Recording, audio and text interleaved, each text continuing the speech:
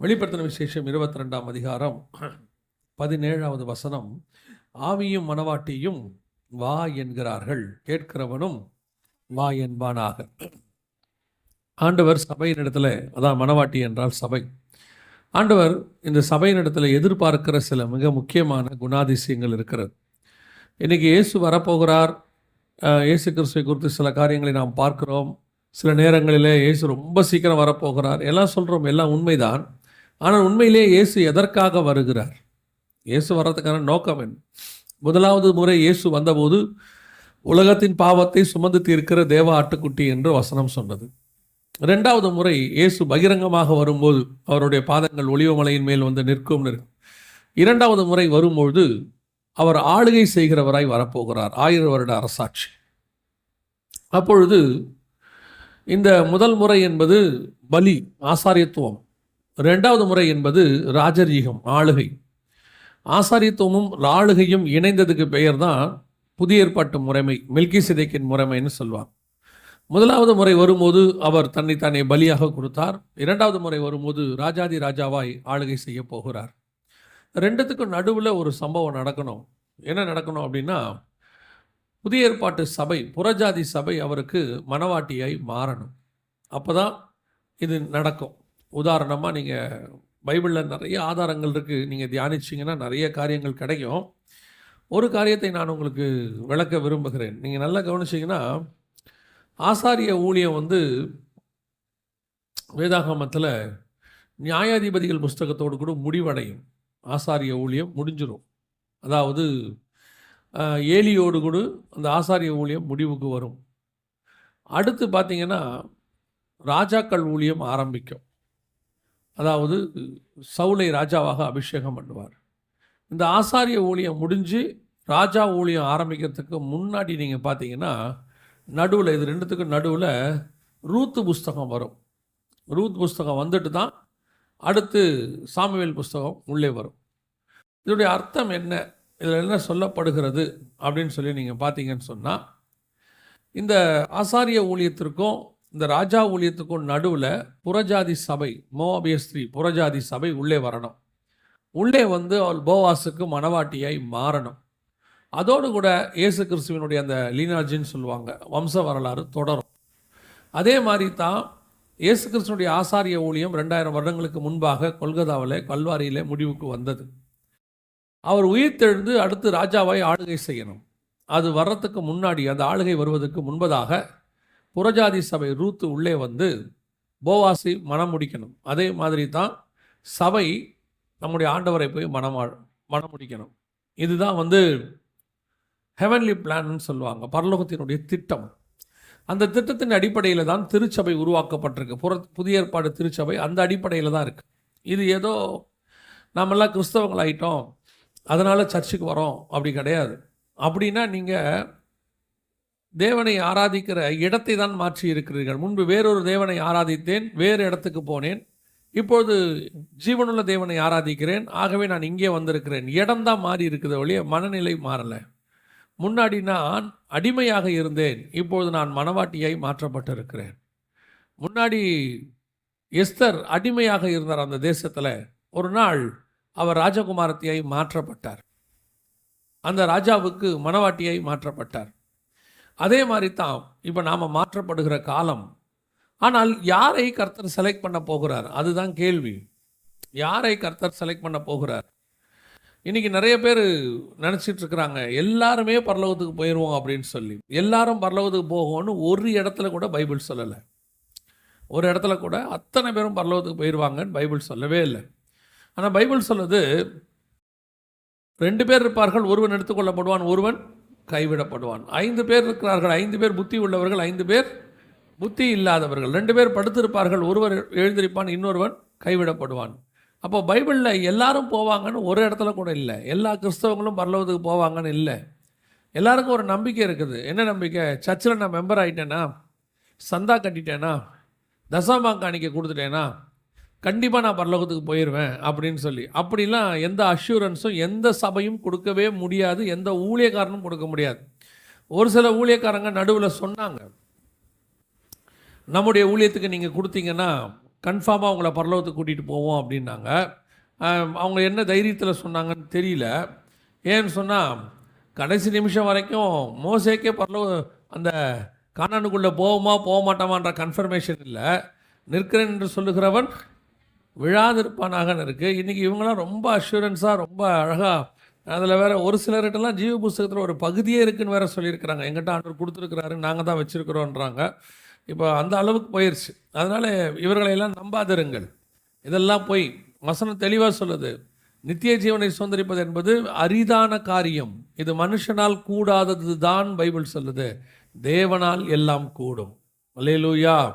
அப்போ நான் ஒரு சபையில் மெம்பராக இருக்கிறேன், மனவாட்டியாக சபைக்குள்ளே நான் வந்திருக்கிறேன். ஒரு சபையில் நான் அங்கே ஒரு மெம்பராக ஆயிட்டேன்றதுனால மட்டும் நீங்கள் என்ன செஞ்சிட முடியாது, பரலோக ராஜ்யத்துக்குள் பிரவேசித்திட முடியாது. அதே நேரத்தில் இன்றைக்கி நிறைய பேருக்குள்ளே இருக்கிற கிறிஸ்தவத்துக்குள்ளே இருக்கிற மிகப்பெரியதான ட்ராபேக், அதுவும் இந்த கடைசி காலத்தில் இருக்கிற மிகப்பெரிய பிரச்சனை, அவன் பரலோகத்துக்கு போவானான்னு சொல்லி அவனுக்கு தெரியாது. ஆனால் யார் போக மாட்டாங்கன்னு மட்டும் அவனுக்கு நல்லா தெரியுது. இப்போ கிறிஸ்தவத்தில் இருக்கிற பிரச்சனையே என்னென்னா, யார் நீங்கள் கேட்டு பாருங்கள், பெந்தகோஸ்தேக்காரங்களே கேட்டு பாருங்கள், யார் பரலோகத்துக்கு போக மாட்டாங்க, இல்லை இந்த மாதிரி சிலை வழிபாடு ஆர்சிக்காரங்கெல்லாம் போகிறது கஷ்டம் இவங்க சொல்கிறாங்க.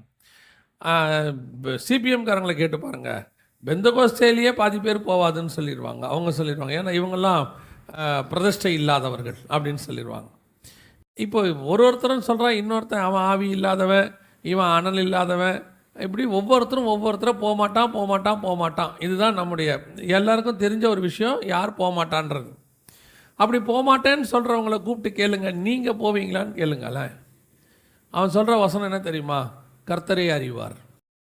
அவனுக்கு தெரியாது அவன் போவானான்னு சொல்லி. அது கர்த்தருடைய கிருபை தாங்க. அவன் நம்ம காலத்துக்கு முன்பாக நியாயம் தீர்க்க முடியாது இல்லையா அப்படிமா. அவன் போகிறத நியாயம் தீர்க்கக்கூடாது, ஆனால் அவன் உலகத்தை உட்காந்து என்ன பண்ணிகிட்டு இருப்பான், நியாயம் தீர்த்துட்டு இருப்பான். நானும் ஒரு காலத்தில் இப்படி இருந்த ஆள் தான். ஒரு காலத்தில் அநேக இடங்களுக்கு ஊழியத்துக்கு கொண்டு போகும்போது கர்த்தர் சொல்லி கொடுத்த ஒரு காரியம், அவருக்குரியவர்கள் எல்லா இடங்களிலும் இருக்கிறார்கள், எல்லா டினாமினேஷனுக்குள்ளேயும் இருக்கிறார்கள். கண்மலையின் வெடிப்புக்குள்ளே தங்கியிருக்கிற புறாவை போல கண்மலையின் வெடிப்புகளிலும் சிகரங்களின் மறைவிடங்களிலும் தங்கியிருக்கிற என் புறாவே, சிகரங்களுடைய மறைவிடத்தில் இருக்கிற மாதிரி நிறைய இடத்துல இந்த மாதிரி ஆட்கள் மறைஞ்சிருக்கிறாங்க. நாம் சொல்கிறோம் சிஎஸ்ஐக்காரங்கெல்லாம் ஆவி இல்லாதவங்க, அனல் இல்லாதவங்கன்னு. நான் குறிப்பிட்ட கொஞ்சம் காலமாக பார்த்துக்கிட்டே இருக்கிறேன். அவங்க நல்லா வந்துக்கிட்டே இருக்கிறாங்க. மேலே தண்ணியில் மூழ்கிலாம் ஞானஸ்தானம் கொடுக்க ஆரம்பிச்சிட்டாங்க. ஒரு சிஎஸ்ஐ சபைக்கு செய்தி கொடுக்க போகிறேன், அவர் அந்நிய பாஷையில் பேசிகிட்டு இருக்கிறாரு. அவர் ஆவியில் நிறைஞ்சு புதிய எருசலேம் பற்றி சியோன் பற்றி எடுத்துகிட்டு இருக்கிறாரு. நான் கேட்டேன், பாஸ்டர் நீங்கள் எப்படி இதெல்லாம் எடுக்கிறீங்க? நாங்கள்லாம் மாறி ரொம்ப நாள் ஆச்சியான்னார். இப்போ நம்ம நினச்சிட்டு இருக்கிறோம் அவன் போக மாட்டான்னு சொல்லி. ஒரு சால்வேஷன் ஆர்மி ஒரு இது இருக்குது நாகர்கோவில் பக்கத்தில், அவங்க கூப்பிட்டுருந்தாங்க. சரி இவங்களுக்கு சுவிசேஷம் சொல்லுவோன்னு நான் போகிறேன். ஏன் எண்ணத்தை பாருங்கள். அங்கே போனால் அவங்க கிருபாசனத்துலேருந்து ஒரு பாஸ்டரை கூப்பிட்டு கம்யூனியன் கொடுத்து அவங்க தண்ணியில் மூழ்கி ஞானசனம் எடுக்கிறாங்க. ஆச்சரியமாக போச்சு. அப்போ நம்ம நினச்சிக்கிட்டு இருக்கிறோம் அந்த டினாமினேஷன் போகாது, இந்த டினாமினேஷன் போகாது, அது ஆகாது, இதாகாது. கர்த்தர் எல்லா இடத்திலும் தனக்குரியவர்களை வைத்து கொண்டு தான் இருக்கிறார். அல்லேலூயா. பெந்தகோஸ்தே சபையில் இருக்கிறதுனால மட்டும் நீங்கள்லாம் கன்ஃபார்மாக போயிடுவேன்னு நினச்சிடக்கூடாது. நமக்கு அப்படி ஒரு எண்ணம் இருக்குது, நாங்கள்லாம் பெண்டிகாஸ்டல் சர்ச்சஸில் இருக்கோம். அதெல்லாம் கிடையாது. பெந்தகோஸ்தே சபையில் இருக்கிறது நிறைய பேர் என்ன செய்யப்படுவாங்க, கைவிடப்படுவதற்கு வாய்ப்பு இருக்கிறது. எங்கே இருந்தாலும் கர்த்தர் சொல்லுகிறபடி அவருக்குரிய மனவாட்டியாக இருந்தால் மட்டுமே அவரோடு கூட போய் வலது பாரசத்தில் உட்கார வைக்க முடியும். அதனால தான் ஆண்டவர் சொல்கிறார், சபையை பார்த்து ஆண்டவர் சொல்கிறார், உலகத்தை பார்த்து இல்லை, சபையை பார்த்து சொல்கிறாரு, ஜெயம் கொள்ளுகிறவன் எவனோ அவனை என்னோடு கூட சிங்காசனத்தில் உட்கார வைத்துக் கொள்வேன். ஜெயம் கொள்ளுகிறவன் எவனோ அவனுக்கு ஜீவ விருட்சத்தின் கனியை புசிக்க கொடுப்பேன். ஜெயம் கொள்ளுகிறவன் எவனோ அவனை என் ஆலயத்தின் தூணாக்குவேன். அந்த ஜெயம் கொள்ளுகிறவன் யார்? சபைக்குள்ளே இருக்கிறவன், சபைக்கு வெளியே இருக்கிறவன் இல்லை, சபைக்குள்ளே இருந்து அவன் ஜெயம் பெறணும். அப்போ தான் ஆண்டவர் நம்மளை கொண்டு போய் பரலோகத்தில் கூட உட்கார வச்சுப்பேன்றாரு. அப்போ சபைக்கு உள்ளே வரவங்க முக்கியம் இல்லை, அது ரொம்ப முக்கியம், சபைக்குள்ளே வரணும். ஆனால் வரவெல்லாம் பரலோகத்துக்கு போவானான்னு தெரியாது. எவ்வளோ பேர் இங்கே வராங்கன்றது முக்கியம் இல்லை, எவ்வளோ பேர் இங்கிருந்து அங்கே வராங்கன்றது தான் முக்கியம். இன்றைக்கி நமக்கு சபை எப்படி ஆகிப்போச்சு, என்ன அளவில் நம்ம கொண்டு வந்துட்டோம் அப்படின்னு கேட்டிங்கன்னா, இப்போது சபைக்குள்ளே வந்தாச்சுன்னா பரலோகத்துக்கு போயிடலாம் அப்படிங்கிற ஒரு அஷூரன்ஸ் இல்லை. சபைக்குள்ளே வந்தாலும் இங்கே கொடுக்கப்படுகிற உபதேசங்கள், இங்கே கொடுக்கப்படுகிறதான வார்த்தைகளை நீங்கள் கேட்டு அவைகளின்படி செய்து அதை உங்கள் வாழ்க்கையில் அபியாசப்படுத்தி முடிவு பரியந்தம் நிலைநிற்கிறவனே ரட்சிக்கப்படுவான்னு வசனம் சொல்லுது. அல்லேலூயா. அப்போ நாம் இந்த மணவாட்டிக்குரிய குணாதிசயத்தோடு இருந்தால் தான் போக முடியும். யார் அவரை கூப்பிட முடியும்? மணவாட்டி தான் கூப்பிட முடியும். ஆவியும் மணவாட்டியும் வா என்பார்களாக. கர்த்தர் என்ன எதிர்பார்க்குறாரு? ஒரு சபை பரலோகத்துக்கு போகிறதுக்கு, மணவாட்டி ஆகிறதுக்கு என்ன எதிர்பார்க்குறாரு அப்படின்னா, முதலாவது அந்த சபைக்கிட்ட கர்த்தர் எதிர்பார்க்கிற மிக முக்கியமான குணாதிசயத்தில் ஒன்று, தன்னை பார்த்து வா என்று அழைக்கணுங்கிறார். அதை பார்த்து என்ன சொல்லணுமா? வா என்று அழைக்கணும். ஏங்க இது ஒரு பெரிய விஷயமா? வான்னு கூப்பிட்றது ஒரு விஷயமா? பாருங்க, ஆண்டவருக்கு ஒரு ஏற்கனவே ஒரு அனுபவம் இருக்குது. என்ன அனுபவம் இருக்குது அப்படின்னா, வாசிங்க உன்னத பாட்டின் புஸ்தகம் 5ஆம் அதிகாரம். உன்னத பாட்டின் புஸ்தகம் 5ஆம் அதிகாரத்தில் அவர் சபையை பார்த்து கூப்பிடுறார். கூப்பிடும்போது சபை பண்ணுற வேலையை பாருங்கள். 5ஆம் அதிகாரம் 2வது வசனம்.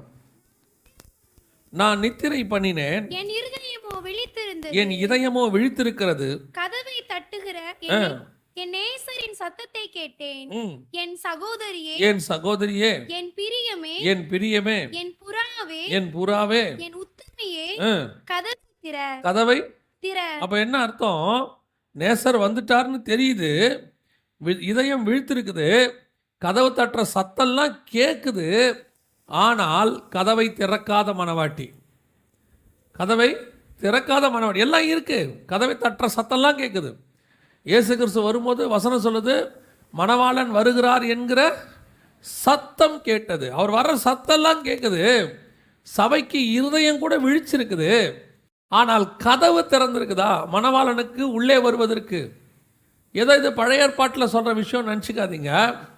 இது புதிய ஏற்பாட்டில் நடக்க போகிற சம்பவத்தினுடைய ஒரு நிழல். புதிய ஏற்பாட்டிலையும் இதே காரியத்தை ஆண்டவர் சொல்கிறாரு. லவோதிக்கேயா சபையை பார்த்து சொல்லும்போது, இதோ நான் வாசப்படியில் நின்று கதவை தட்டுகிறேன். பழைய ஏற்பாட்டில் உன்னத பாட்டில் 5ஆம் அதிகாரத்தில் வாசப்படியில் நின்று கதவை தட்டின அதே தேவன் தான் சொல்கிறாரு. புதிய ஏற்பாட்டில் வெளிப்படுத்தின விசேஷத்தில் மணவாட்டி சபை, அதாவது சபையை பார்த்து சொல்கிற வார்த்தை, வாசப்படியில் நின்று நான் கதவை தட்டுகிறேன். இன்னைக்கு எத்தனை சபை கர்த்தருக்கு கதவை திறந்திருக்கிற சபை, ஆனால் மணவாளனுடைய சத்தம் கேட்குது, இதயம் விழிச்சிருக்குது, எல்லாம் ஓகே தான். ஆனால் கதவை திறக்காத சபை இன்னைக்கு நிறைய இருக்குது. படுத்திருக்குது சபை என்ன செஞ்சுருக்குது? படுத்திருக்குது. ஆண்டவர் என்ன எக்ஸ்பெக்ட் பண்ணுறாரு? சில நேரங்களில் நீங்கள் பார்த்தீங்கன்னா, இந்த வீட்டில் வந்துட்டு வெளியே நிற்கிறவருக்கு வீட்டுக்குள்ளே ஆள் இருக்குதா இல்லையான்னு சந்தேகம் வரும். பெல் அடிப்பார், எல்லாம் பண்ணுவார். ஆனாலும் யாரும் என்ன செய்ய மாட்டாங்க, திறக்க மாட்டாங்க. அப்போ அவங்க சொல்லுவாங்க, இந்த கொரியருக்கு வரவங்க இவங்கெல்லாம் சொல்லுவாங்க, வீட்டில் ஆள் இருக்குதா இல்லையான்னு தெரியல. அவன் என்ன பண்ணுவாங்கன்னா 2 தடவை தட்டுவாங்க, போயிடுவாங்க. ஆனால் சில நேரத்தில் வீட்டுக்குள்ளே டிவி ஓடுற சவுண்டு கேட்கும், வீட்டுக்குள்ளே பேசுகிற சவுண்டு கேட்கும். ஆனால் கதவை மட்டும் திறக்க மாட்டாங்க. இந்த 2 தடவை தட்டுவார், 3 தடவை தட்டுவார், 4வது தடவை வேகமாக தட்டுவார். உள்ளே இருக்கிறாங்க, திறக்க மாட்டேங்கிறாங்க, உள்ளே இருந்துக்கிட்டு திறக்க மாட்டேங்கிறாங்க அப்படின்னு. அப்போது உள்ளே இருந்துக்கிட்டு பேசிக்கிட்டு அவன் என்ன சொல்கிறா பாருங்களேன், கதவை திறக்காமே பேசிக்கிட்டே இருப்பா. அடுத்த வசனம் சொல்லுவா, என் வஸ்திரத்தை கழட்டினேன், நான் எப்படி அதை திரும்பவும் உடுப்பேன், என் பாதங்களை கழுவினேன், நான் எப்படி அவைகளை திரும்பவும் அழுக்காக்குவேன் என்றேன். படுத்துக்கிட்டே பேசிகிட்டே இருக்கிறான். இது ஏற்கனவே மணவாளனுக்கு, இயேசு கிறிஸ்துவுக்கு, தேவனுக்கு பழைய ஏற்பாட்டில் இஸ்ரவேலோடு கூட இருக்கிறதான ஒரு அனுபவம். இஸ்ரவேல் சபையை கர்த்தர் உண்டாக்கினார். ஆனால் அவர்கள் இயேசு வரும்போது படுத்திருக்கிறார்கள், கதவை திறக்கலை. இயேசுவும் கூப்பிட்டு பார்க்குறாரு. முதல் தடவை கூப்பிட்றாரு 4ஆம் அதிகாரம் மத்தியில், வருத்தப்பட்டு பாரம் சுமக்கிறவர்களே எல்லாரும் என்னிடத்தில், கடைசியாக கூப்பிடுறாரு யோவானில், தாகமாக இருக்கிறவன் என்னிடத்தில் வரக்கடவன். முதல் ஊழியம் ஆரம்பிக்கும் போது அவர் கூப்பிட்றாரு, என்னிடத்துல வாங்கன்னு. கடைசியாக கூப்பிட்றாரு, சிலுவைக்கு போகிறதுக்கு முந்தின நாளில் இது நடக்குது. அன்றைக்கி நைட்டு தான் அவரை பிடிக்கிறாங்க. அன்னைக்கு கூப்பிட்றாரு, தாகமாக இருக்கிறவன் என்னிடத்துல வரக்கடவன். 3.5 வருஷம் கூப்பிட்டுருக்கிறாரு. கதவை தட்டிகிட்டே இருந்திருக்கிறார். கதவை தட்டுறாரு, திறக்கலை, பேசிக்கிட்டே இருக்கான். பரிசேயர் பேசுகிறான், நியாயஸ்திரி பேசுகிறான், ஆசாரியர்கள் பேசுகிறாங்க, எல்லாரும் பேசுகிறாங்க. ஆனால் ஒருத்தன் கூட கதவை திறக்கல, ஒருத்தன் கூட மேசியான்னு ஏற்றுக்கல. பாருங்க, முதல்ல கேட்குறாரு, என்னை யார் என்று சொல்லுகிறார்கள்? தச்சனின் மகன்னு சொல்கிறாங்க, மரியாளின் மைந்தன்னு சொல்கிறாங்க. கொஞ்ச நாள் ஊழியம் முடித்த பிறகு கேட்குறாரு, என்னை யார் என்று சொல்லுகிறார்கள்? சிலர் உமை எரேமியா என்றும், சிலர் உமை யோவான் ஸ்நானகன் என்றும், வேறு சிலர் உமை தீர்க்கதரிசி என்றும் சொல்லுகிறார்கள். இவர் கேட்குறாரு, சரி நீங்களாவது என்னன்னு சொல்கிறீங்க? அவன் சொல்கிறான், ஆவியில் நிறைஞ்சு உன்னதமான தேவனுடைய குமாரன்னு சொல்லி. ரைட்டு, உனக்காவது தெரிஞ்சிருக்குதே, சோத்திரம். கடைசியாக சிலுவையில் போகிற போது அப்போ கூட ஒரு சிலர் அவரை எலியான்றான், எலியாவை கூப்பிடுகிறான் அப்படிங்கிறான், இறங்கி வரட்டுங்கிறான். ஒரு இடத்துல வந்து இயேசுவை கேட்குறாங்க, நீ தேவனுடைய குமாரனையானால் எனக்கு சொல்லும், எது வரைக்கும் வேதனைப்படுத்துவீர்? அவர் சொல்கிறாரு, நான் உங்களுக்கு பலமுறை சொன்னேன், நீங்களோ என் மந்தையின் ஆடுகளாக இராதபடியினாலே நீங்கள் எனக்கு செவி சாய்க்காமல் போனீர்கள். தட்டி தட்டி பார்க்குறாரு. இன்றைக்கும் சபைக்கும் அதே நிலைமை தான். எவ்வளோ தட்டுறார் ஆண்டவர். அதாவது நாம் எல்லாம் சொல்கிறோம், அவங்க கேட்க மாட்டாங்கங்க, சுவிசேஷம் சொன்னால் கேட்க மாட்டாங்க, அவங்க மந்த காது உள்ளவங்க, காதுகளில் விருத்த சேதனம் கிடையாது, அவங்கெல்லாம் ஆவி இல்லை, அனல் இல்லை. அவங்கள இருக்கட்டும், ஒரு பக்கம் அவங்களெல்லாம் வச்சிருவான். சபை எந்த அளவுக்கு இன்றைக்கி கடைசி காலத்தில் கேட்குது, ஆவிக்குரிய சபைகள் எந்த அளவுக்கு கர்த்தருடைய வசனத்துக்கு செவி சாய்க்குது, வசனம் எந்த அளவுக்கு கர்த்தருடைய வசனம் சபைக்குள்ளே போகுது. இன்னைக்கு ஆவிக்குரியவர்களே கதவை அடைத்து கொண்ட காலம். எத்தனை ஆவிக்குரிய சபை வருகை வந்தால் போவோன்னு நீங்கள் நினைக்கிறீங்க? இன்னைக்கு போய் சும்மா யூடியூப்பில் போய் பாருங்கள், ஆவிக்குரியவரும் அவருடைய பிள்ளைகளும் ஆடுற ஆட்டம் தான் அநியாய ஆட்டமாக இருக்குது. இன்னைக்கு இவங்கெல்லாம் எந்த ஒரு, நான் சொல்கிறதுக்கு சாரி டு சே, தப்பாக எடுத்துக்காதீங்க, எந்த ஆர்சிக்காரங்களும் சிஎஸ்ஐக்காரனும் போய் இந்த மாதிரி ஆட்டமெல்லாம் ஆடவே இல்லை. பெந்தகோஸ்தக்காரன் ஆடுற ஆட்டம் தான் மோசமான ஆட்டமாக இருக்குது. சினிமாக்காரனை விட மோசமான ஆட்டம், சினிமாக்காரனை விட மோசமான ட்ரெஸ்ஸு. சொல்லி பாருங்க, இருதயம் கதவை அடைச்சிரும். ஏன் இதெல்லாம் பேசுகிறாரு? ஊழியக்காரனே சினிமாக்காரன் மாதிரி வந்தான் இறங்குறான். இப்போ ஊழியக்காரனை அதாவது ஒரு நாள் நைட்டு ஒருத்தரை வண்டி ஏற்றுறதுக்காக போயிட்டு 12 மணிக்கு வந்துக்கிட்டு இருக்கிறேன் திருப்பி காரில். வர வழியில் ஒரு இடத்துல பஸ் ஸ்டாண்டில் ஒரு மனுஷன் நிற்கிறார். பார்த்த உடனே, அந்த மனுஷனை பார்த்த உடனே அவர் ஊழியக்காரர் நல்லா தெரியுது ஊழியக்காரர். இருட்டில் பஸ் ஸ்டாண்டில் நிற்கிறார். போய் காரை பக்கத்தில் நிறுத்திட்டு பிரைஸ்லாடுன்னு, அதான் நமக்கு கோடு வேர்டு கண்டுபிடிக்கிறதுக்கு யாருன்னு, பிரைஸ்லாடுன்னு. அவர், ஐயா பிரைஸ்லாடியா அப்படின்னாரு. இன்னும் இங்கே நிற்கிறீங்கன்னு. இல்லையா, பஸ்ஸை விட்டுட்டு இங்கே நிற்கிறேன். சரி ஏறுங்கன்னு போகிற வழியில் அவரை வீட்டில் விட்டோம். எதுக்கு சொல்கிறேன்? ஒரு ஊழியக்காரனை கண்டுபிடிக்கிறதுக்கு மிக முக்கியமானது அவன் ட்ரெஸ்ஸு. ஒருத்தன் ராஜா சொல்கிறான், நான் பிழைப்பனா மாட்டேனான்னு சொல்லி போய் ஞானதிஷ்டிக்காரங்க யாராவது இருந்தால் கேட்டு வாங்கன்னு. போகிற வழியில் எலியா பார்க்குறான். எங்கே போகிறீங்கன்னு கேட்குறாரு. கேட்ட உடனே அவங்க சொல்கிறாங்க, ராஜா பிழைப்பாரா மாட்டாரான்னு கேட்டு வர சொன்னார். அது எலியா சொல்கிறாரு, இஸ்ரவேலிலே ஞானதிஷ்டிக்காரன் இல்லை என்றால் சொல்லி நீங்கள் வெளியே போகிறீங்க, உங்கள் ராஜா கிட்ட போய் சொல்லுங்கள், அவன் படுக்கையை விட்டு கீழே இறங்க மாட்டான்னு சொல்லுங்கன்ட்டார். போய் ராஜா கிட்ட சொல்லிட்டாங்க. ராஜா கேட்குறாரு, யார் சொன்னதுன்னு கேட்குறாரு. அவங்க சொல்கிறாங்க, எங்களுக்கு தெரியாது. அடுத்த கேள்வி ராஜா கேட்குறாரு, அவன் எப்படி இருந்தான்? அவன் சொல்கிறான், அவன் ஒட்டகமயிர் ஆடை தரித்திருந்தான். உடனே ராஜா சொல்கிறான், அது எலியா தான். ஒரு ட்ரெஸ் ஒரு ஊழியக்காரனை எப்படி கண்டுபிடிக்க வைக்கிது பாருங்க. அதுதான் ஆவிக்குரிய வஸ்திரம். இன்னைக்கு என்ன இருக்கு கேட்டால் என்ன தப்புங்கிறான். காலத்துக்கு ஏற்ற மாதிரி மாறிக்கணுங்கிறான். காலத்துக்கு ஏற்ற மாதிரி எல்லாம் மாறும், வசனம் மாறாது. காலத்துக்கு ஏற்ற மாதிரி எல்லாம் மாறும். இயேசு கிறிஸ்து மாற மாட்டார். இயேசுவும் மாற மாட்டார்னா அவருடைய மணவாட்டி சபையும் மாறாது. அவ்வளோதான். மணவாழ்ன மாதிரி தான் மணவாட்டி இருக்கும். இன்னைக்கு கடைசி காலத்தில் இன்னைக்கு கதவை அடைச்சிக்கிட்டு உட்காந்துருக்கிற பெந்தகோஸ்தே சபைகள், ஆவிக்குரிய சபைகள் கதவை அடைச்சிக்கிட்டு உட்காந்துருக்கு. எதை சொன்னாலும் ஏற மாட்டேங்குது, வசனம் கொடுத்தாலும் ஏற மாட்டேங்குது. ஊழியக்காரங்க உட்காந்து சனிக்கிழமை முழுக்க வார்த்தையை எடுத்து ஞாயிற்றுக்கிழமை போதிக்கிறாங்க. போதிக்கிற வசனம் ஏதாவது வருதா காதுக்குள்ள?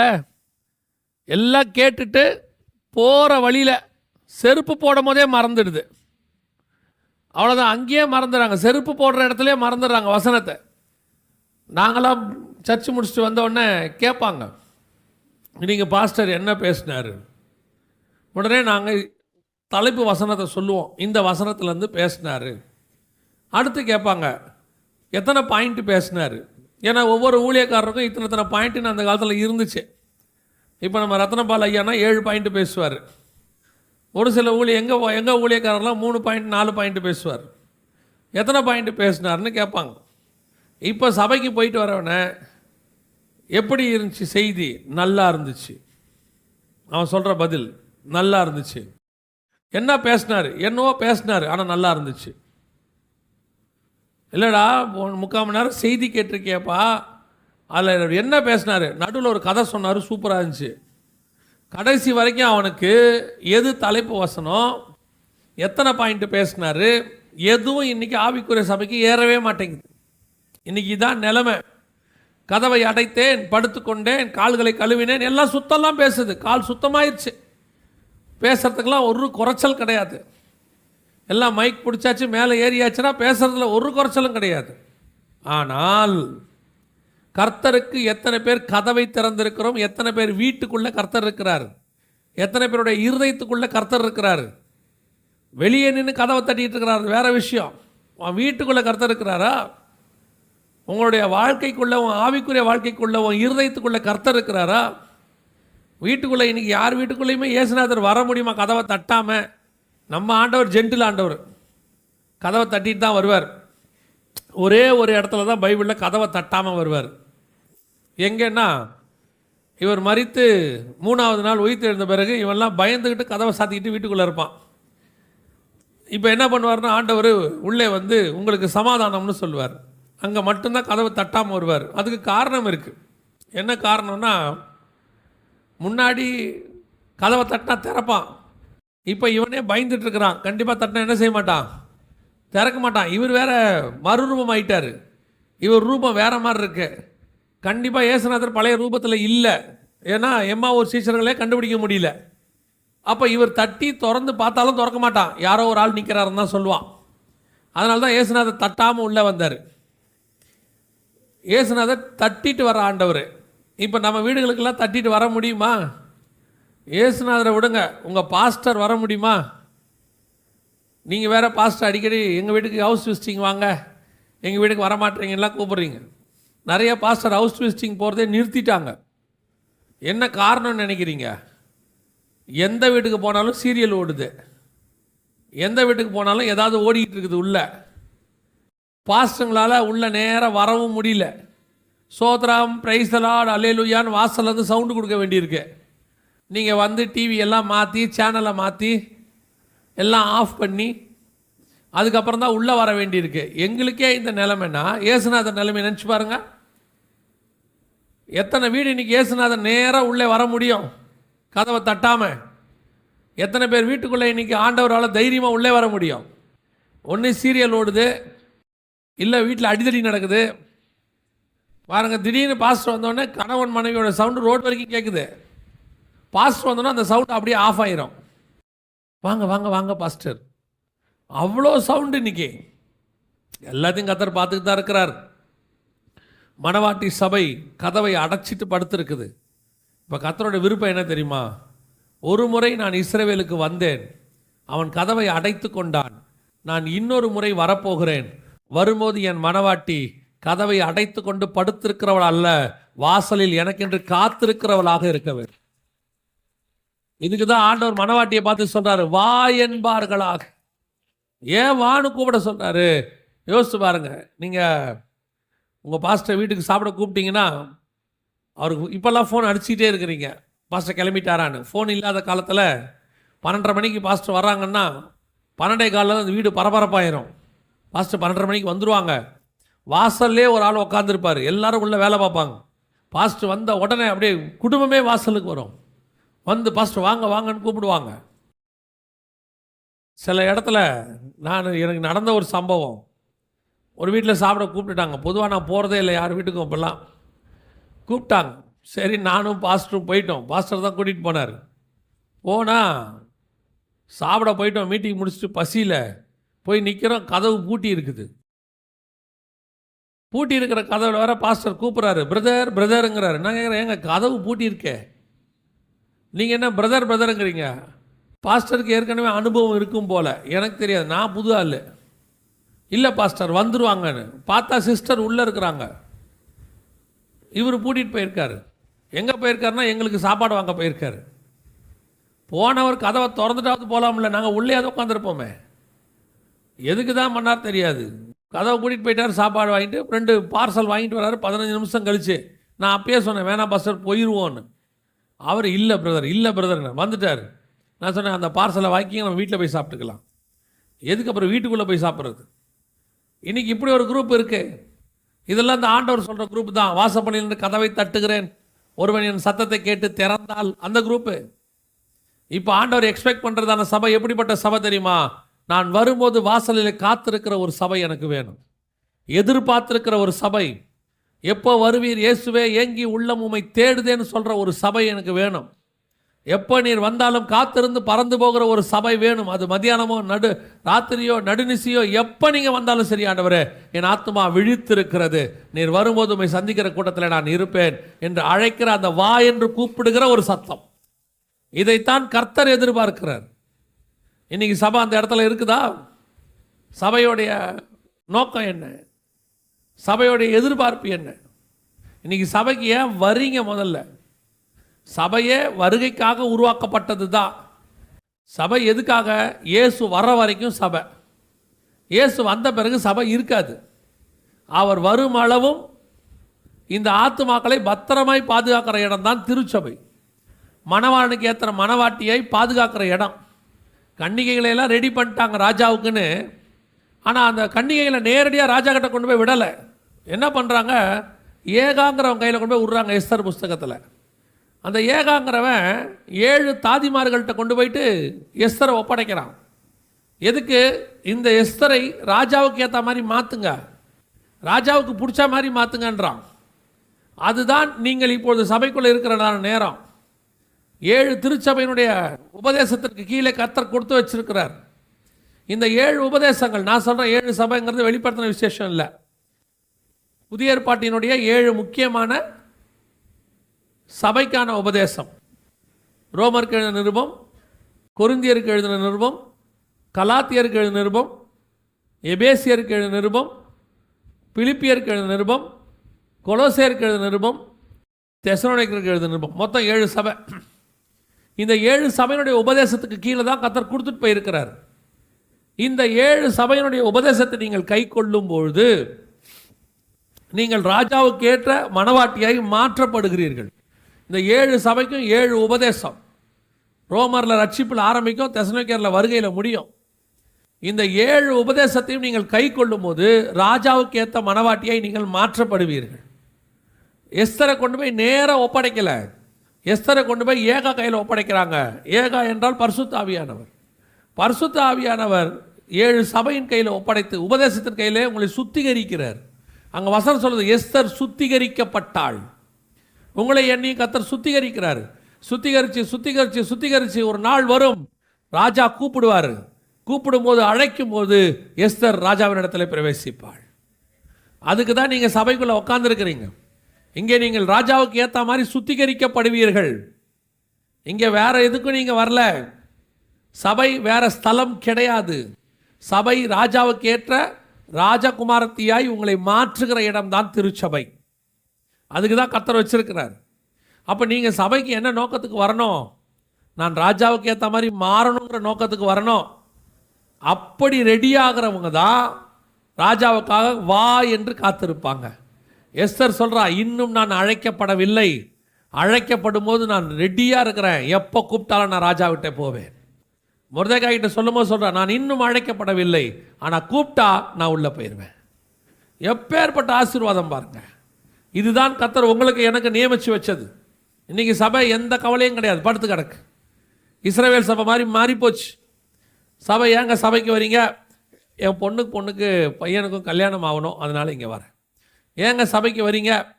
இல்லை அங்கே போனால் தான் ஆசீர்வாதம்னு சொன்னாங்க, அதுக்காக சபைக்கு வந்து. ஏங்க சபைக்கு வந்தீங்க? இல்லைங்க கடைசியாக கல்றைக்கு இடம் வேணும் இல்லையா, இங்கே வந்தால் தானே கல்றைக்கு இடம் கிடைக்கும். இது கல்யாணம் பண்ணி வைக்கிற இடமும் கிடையாது, கல்றைக்கு இடம் கொடுக்குற இடமும் கிடையாது, அதெல்லாம் தானாக நடக்கும் இங்கே வந்தால். ஆனால் நீங்கள் வந்தது ராஜாவுக்கு ஏற்ற மணவாட்டியாய் மாறுவதற்கு. அதுக்கு தான் நீங்கள் வந்திருக்கிறீங்க சபைக்கு. இன்னைக்கு கடைசி காலத்தில் சபையோடைய நோக்கமே மாறிடுச்சு, சபையோடைய விஷனே மாறிடுச்சு. சபை நடத்துகிற நிறைய பேருக்கு விஷன் மாறிடுச்சு. உங்கள் விஷன் என்ன? ஊருக்கு வெளியே 10 ஏக்கர் வாங்குறது. இது எப்போ விஷனாக மாறுச்சு? இது எப்போ விஷனாக மாறுச்சு? ஒரு சபையில் போய் செய்தி கொடுக்குறோம். செய்தி கொடுத்த முடித்த பிறகு அந்த ஊழியக்காரர் வந்து, பாஸ்டர் இயேசு வரப்போகிறாருங்கிறது நல்ல தெளிவாக தெரிஞ்சிருச்சு பாஸ்டர். ஆமாம், நீங்கள் எனக்காக ஒரு ஜெபம் பண்ணுவீங்களான்னு நானும் நினச்சேன். இந்த வருகையில் நானும் எப்படியாவது வந்துடணும்னு அவர் கேட்டு பிரயாசப்பட்டு ஜெபம் பண்ணுறாரு போல். சரி ஜெபம் பண்ணுவோம், என்னத்துக்காகன்னு கேட்டேன். அப்போ அவர் சொன்னார், எப்படியாவது வருகைக்குள்ளே நான் ஒரு இனோவா கார் வாங்கிடணும்னார். மொத்த செய்தியும் வீணாக போச்சுன்னு நினச்சேன். 1.5 மணி நேரம் செய்தி வீணாக போச்சு. இன்றைக்கி சபையோடைய நோக்கம் என்ன?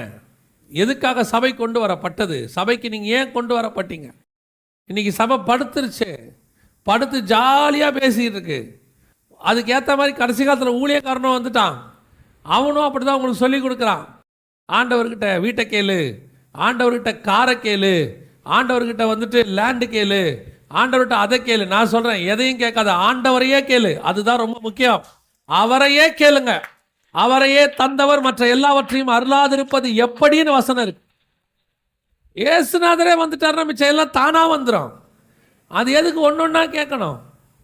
அவ்வளோதான், முடிஞ்சு போச்சு. இன்னைக்கு ஏசுநாதரை கேட்க சொல்லி கொடுக்க மாட்டேங்கிறான். எஸ்தர் கூட நிறைய பெண்கள் செலக்ட் பண்ணப்பட்டாங்க ராஜாவுக்கு. அத்தனை பேர் ராஜகுமாரத்தி ஆகலை, எஸ்தர் மட்டும்தான் ஆனாங்க. ஆனால் மற்றவங்களுக்கும் எஸ்தருக்கும் என்ன வித்தியாசம்னா, அத்தனை பேரும் என்ன கேட்டார்களோ அது கிடைத்தது, எல்லாம் கேட்டு வாங்கிட்டாங்க. ஆனால் எஸ்தரோ வென்றால், ஏகா எனக்கு என்ன கொடுத்தானோ அதை மாத்திரம் பெற்றுக்கொண்டால் வேற ஒன்றையும் கேட்கவில்லைன்னு இருக்க வசனம். வேற ஒன்றையும் கேட்கல. நீங்கள் கொடுங்க ஆண்டவரை. ஏன்? என்னுடைய நோக்கம் ஏகா கிட்ட வாங்கிறது இல்லை. அப்படியா? ராஜா கிட்ட வாங்குறதா? இப்போ ராஜா கூப்பிட்டு கேட்குறாரு, எஸ்தர் ராஜகுமாரத்தியே உனக்கு என்ன வேண்டும் கேள். தேசத்தில் பாதியை கேட்டாலும் நான் உனக்கு. தேசத்தில் பாதினா என்ன அர்த்தம்? நாட்டில் பாதியா? இல்லை. தேசத்தில் பாதினா என்ன தெரியுமா? அந்த ராஜா 127 நாட்டை ஆண்டுகிட்டு இருக்கிறாரு. எஸ்தர் 1:1 சொல்லுது, 127 நாடுகளை அரசாண்ட அகாஸ்வேரு நாட்களில் நடைபெற்றது. அந்த ராஜாவுக்கு கீழே எவ்வளோ இருக்குது? 127 நாடு. இப்போ எஸ்தர்கிட்ட சொல்கிறாரு, எஸ்தரே ராஜகுமாரத்தியே உனக்கு என்ன வேண்டும் கேள். நீ என்ன செய்கிற?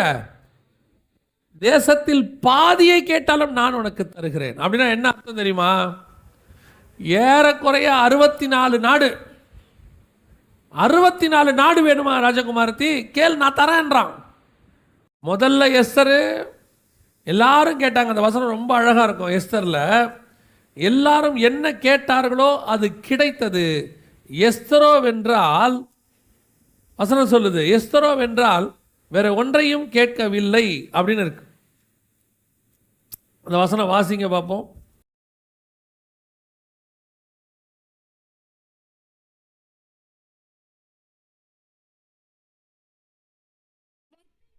தனக்கு குமாரத்தியாய் ஏற்றுக்கொண்டவளும் அவன் சிறிய தகப்பனாகிய அபியாயேலின் குமாரத்தியுமான எஸ்தர் ராஜாவினிடத்தில் பிரவேசிக்கிறதற்கு முறை வந்தபோது, அவள் ஸ்திரீகளை காவல் பண்ணுகிற ராஜாவின் பிரதானியாகிய ஏகாய் நியமித்த காரியமே அல்லாமல் வேறொன்றும் கேட்கவில்லை. எஸ்தருக்கு தன்னை காண்கிற எல்லார் கண்களிலும் தயை கிடைத்தது. ஏகாய் நியமித்த காரியமே அல்லாமல், 2:15 இருக்கு. ஏகாய் நியமித்த காரியமே அல்லாமல் வேற ஒன்றையும் கேட்கவில்லை. ஆனா 13வது வசனம் சொல்லுது பாருங்க, என்ன சொல்லுது? இப்படி ஜோடிக்கப்பட்ட பெண் ராஜாவினிடத்தில் பிரவேசிப்பால், கன்னிமாடத்திலிருந்து தன்னோடு கூட ராஜா அரண்மனைக்கு போக அவள் தனக்கு வேண்டுமென்று கேட்பவை எல்லாம் அவளுக்கு கொடுக்கப்படும். எஸ்தரோ வென்றால் ஏகா நியமித்த காரியத்தை தவிர வேற ஒன்றையும் கேட்கவில்லை. எப்படி இருக்குது பாருங்க, வேற ஒன்றையும் கேட்கல. எஸ்தருடைய எண்ணம் என்ன தெரியுமா? என்னுடைய நோக்கம் ஏகா கொடுக்கறத வாங்கிறது இல்லை. உடனே நம்ம நினைப்போம், அப்படியா ராஜா கொடுக்கறத வாங்கிறதா அப்படின்னு கேட்டிங்கன்னா, இப்போ ராஜா கூப்பிட்டு கேட்குற 5ஆம் அதிகாரத்தில் எஸ்தரை பார்த்து, எஸ்தர் ராஜகுமாரத்தியே உனக்கு என்ன வேண்டும் கேள். 3வது வசனம் 5:3 வாசிங்க. ராஜா அவளை நோக்கி, ஆ, எஸ்தர் ராஜாத்தியே, ஆ. உனக்கு என்ன வேண்டும்? நீ கேட்கிற மன்றாட்டு என்ன? நீ ராஜ்யத்தில் பாதி மட்டும் கேட்டாலும் உனக்கு கொடுக்கப்படும் என்றான். பாதினா எவ்வளோ தெரியுங்களா? ஏறக்குறைய 64 நாடு. ஏறக்குறைய 64 நாடு. ஏதோ ஒரு நாட்டில் பாதி இல்லை. அவன் 127 நாட்டை அரசாண்டவன். ஒரு நாடு இல்லை, இன்னும் 64 நாடு. இப்போ எஸ்தர் போன விஷயத்தை மறந்துட்டு, ஆமா ராஜா, இது மட்டும் கொடுங்க போதும், 64ஓட நான் செட்டில் ஆயிடுறேன். நான் கேட்க வந்தது வேற என்னமோ, அது எதுக்கு இப்போ நமக்கு? நான் நினைக்காதது கிடச்சிருச்சு, சோத்திரம் ராஜா அப்படின்ட்டு போயிருந்தோம். எஸ்தர் பார்த்தா இதெல்லாம் யாருக்கு வேணும்? என்னடா அது 64 நாடு வேணாமா? வேணாம் வேணாம். ஏன் எஸ்தர் வேணாம்? ஒரு நாள் வரும், நான் ராஜாவுக்கு பக்கத்தில் உட்காருவேன். 64 அல்ல, 127 நாட்டுக்கும் நான் ராஜா கைமாறு. இன்னைக்கு நம்ம என்ன நினச்சிட்டு இருக்கிறோம்? ஒரு காலத்தில் சொல்லி கூப்பிட்டாங்க, வனாந்தரத்தில் நயம் காட்டி உன்னை அழைத்தேன்ற மாதிரி இயேசு கிறிஸ்துவனுக்கு அதை கொடுக்கிறார், இதை கொடுக்கிறார், அப்படி கொடுக்கிறார், இப்படி கொடுக்கிறார். உண்மைதான். அவர் என் நாமத்தினால எவைகளை கேட்பீங்களோ அவை எல்லாவற்றையும் நீங்கள், ஆமாம், எல்லாத்தையும் வாங்க ஒரு குரூப் வந்துச்சு. ஆனால் நீங்கள் நானும் அவர் நமக்கு என்ன வேணுன்றது வாங்க வரல. தேவன் என்ன கொடுத்தாரோ அதை நம்ம வாங்கிக்கிட்டோம், போதும். அப்போ உன் மன்றாட்டி என்ன? உன் மன்றாட்டி என்ன? 1 ஏக்கரா, 2 ஏக்கரா, 3 ஏக்கரா, இல்லை இந்த பூமியில் பாதியா? இதெல்லாம் யாருக்குங்க வேணும்? ஒரு நாள் வரும், நான் இயேசு கிறிஸ்துவோடு கூட சிங்காசனத்தில் பக்கத்தில் உட்கார்ந்துருப்பேன். அன்னைக்கு வானத்துக்கும் பூமிக்கும் தேவனானவர் எனக்கு மணவாளனாய் என் பக்கத்தில் உட்கார்ந்துருப்பார். அவருக்குரியது எல்லாம் எனக்குரியதாய் மாறும். எவ்வளோ பெரிய ஆசீர்வாதத்தை கர்த்தர் எனக்கு வச்சிருக்கிறாரு. இன்னைக்கு சபை அதை புரிஞ்சிக்காம இங்கே கிடைக்கிற ஒரு அற்ப 600 square feet, 2000 square feet, 1/2 acre, 1 acre, இதுக்கு அடிச்சுக்கிறான், இதுக்கு பிடிச்சிக்கிறான், இதுதான் வாழ்நாளெல்லாம் ஜபம், இதுக்காக ஏமாத்துறான், இதுக்கு பொய் சொல்கிறான், இதுக்கு வழக்கு போடுறான். கிறிஸ்தவனை பற்றி பேசுகிறேன், ஆவிக்குரியவனை பற்றி பேசுகிறேன். நான் உங்களுக்கு சொல்லுகிறேன், இதையெல்லாம் கொஞ்சம் ஓரமாக தள்ளி அப்படி வைங்க.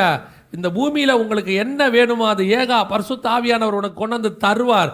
அது மேலே கண்ணையே வைக்காதீங்க. இது அல்ல என் நோக்கம், 64 நாடும் அல்ல. என் நோக்கம் பரலோகத்தில் என் தேவன் பக்கத்தில் உட்காருவது. அதுதான் என்னுடைய திட்டம், அதான் என் ஆசை, அதான் என் வாஞ்ச.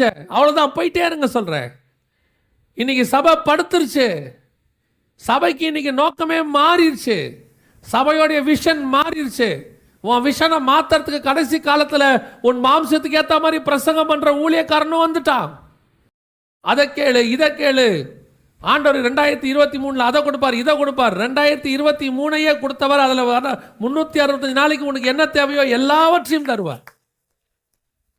என் நோக்கம் கர்த்தரிடத்திலிருந்து வாங்குவதல்ல, என் நோக்கம் கர்த்தரையே என்னிடத்தில் வாங்குவது.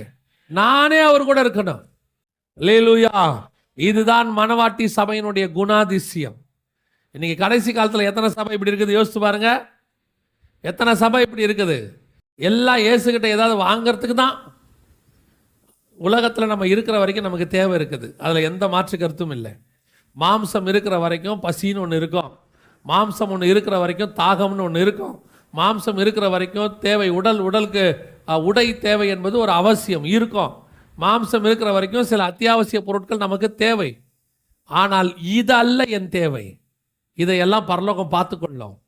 என்னை அழைத்தவர் இதிலும் மேலானவர். அவர் சொல்றாரு, காட்டு புஷ்பங்களுக்கே உடுத்து வைக்கிறாரு, உன்னையா விட்டுற போறாரு? எல்லாத்துக்கும் ஆண்டவர் சொல்றாரு, குழிகளுக்கோ நரிகளுக்கோ குழிகள் உண்டு. மனுஷகுமாரனுக்கு தான் தலை சாய்க்க இடம் இல்லை. ஆனால் மனுஷகுமாரனுக்கு வானமும் பூமியும் அவருடையது. நம்ம இதை போய் சின்ன சின்ன விஷயம், நீங்கள் எவ்வளோ பெரிய சர்ச்சை வேணால் கட்டுங்க. நான் சொல்கிறேன், 100 கோடி ரூபா செலவு பண்ணி சர்ச்சு கட்டுங்க, 7 மாடி கட்டுங்க. கட்டி முடித்த பிறகு உன் ஆத்மாவில் திருப்தி வந்துடுச்சுன்னா நான் ஒத்துக்கிறேன், அதுதான் உண்மையிலேயே ஆசீர்வாதம்னு நான் சொல்லுவேன். உன் ஆத்மா திருப்தி படவே படாது. உன் ஆத்மா அதுக்கு மேலே தாகம் அடைஞ்சிக்கிட்டே போகும். ஏன்னா உன் ஆத்மா மண்ணோடு ஒட்டிக்கிட்டு இருக்குது. எப்போ உன் ஆத்மா மான்கள் நீரோடைய வாஞ்சிக்கிறது போல தேவனை வாஞ்சிக்குதோ, அப்போ இந்த பூமியில் இருக்கிற எது மேலேயும் உனக்கு ஆசை வரவே வராது. எவ்வளோ பெரிய கோடீஸ்வரன், 1000 கோடி, 2000 கோடி, 4000 கோடி வச்சுருக்கான், திருப்தி அடைஞ்சிட்டானா? போதுங்கிற மனசு வந்துருச்சா? வராது. ஆனால் யோசிச்சு பாருங்க, நீ இயேசுவை உண்மையாய் தேடத் தொடங்கும் போது பாரமான யாவற்றையும் உதறி தள்ளிவிட்டு இது அல்ல என் தேவை என் தேவன் என்கிறதான எண்ணம் வந்து. இதுதான் மணவாட்டி சபையினுடைய குணாதிசயம். கடைசி காலத்தில் எதெல்லாம் பவுல் லாபமான அனைத்தையும் நஷ்டம்னு சொன்னானோ, குப்பைன்னு சொன்னானோ, அந்த குப்பையெல்லாம் ஒரு குரூப் தூக்கிட்டு ஓடுது. அவன் குப்பைன்னு விட்டதை இப்போ ஒரு குப்பை என்ன செய்யுது? தூக்கிட்டு ஓடுது. அந்த குப்பைக்காக ஜெபம், அந்த குப்பைக்காக உபவாசம், அந்த குப்பைக்காக தான் பிரசங்கம். எங்கள் சபைக்கு வாங்க, அந்த குப்பையெல்லாம் உங்களுக்கு நல்லா கொடுப்பார் ஆண்டவர். எந்த குப்பை? அவன் எதெல்லாம் குப்பையும் நஷ்டம் என்று விட்டானோ அந்த குப்பை. அவனுக்கு நல்லா தெரியுது இதெல்லாம் குப்பை.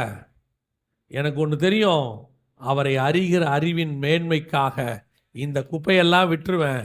அவரை அறிகிற அறிவின் மேன்மைன்னு இருக்கு, அது பரலோகத்துக்கே என்னை கூட்டிகிட்டு போயிடும், பரதேசிக்குள்ளே என்னை கூட்டிகிட்டு போயிடும்.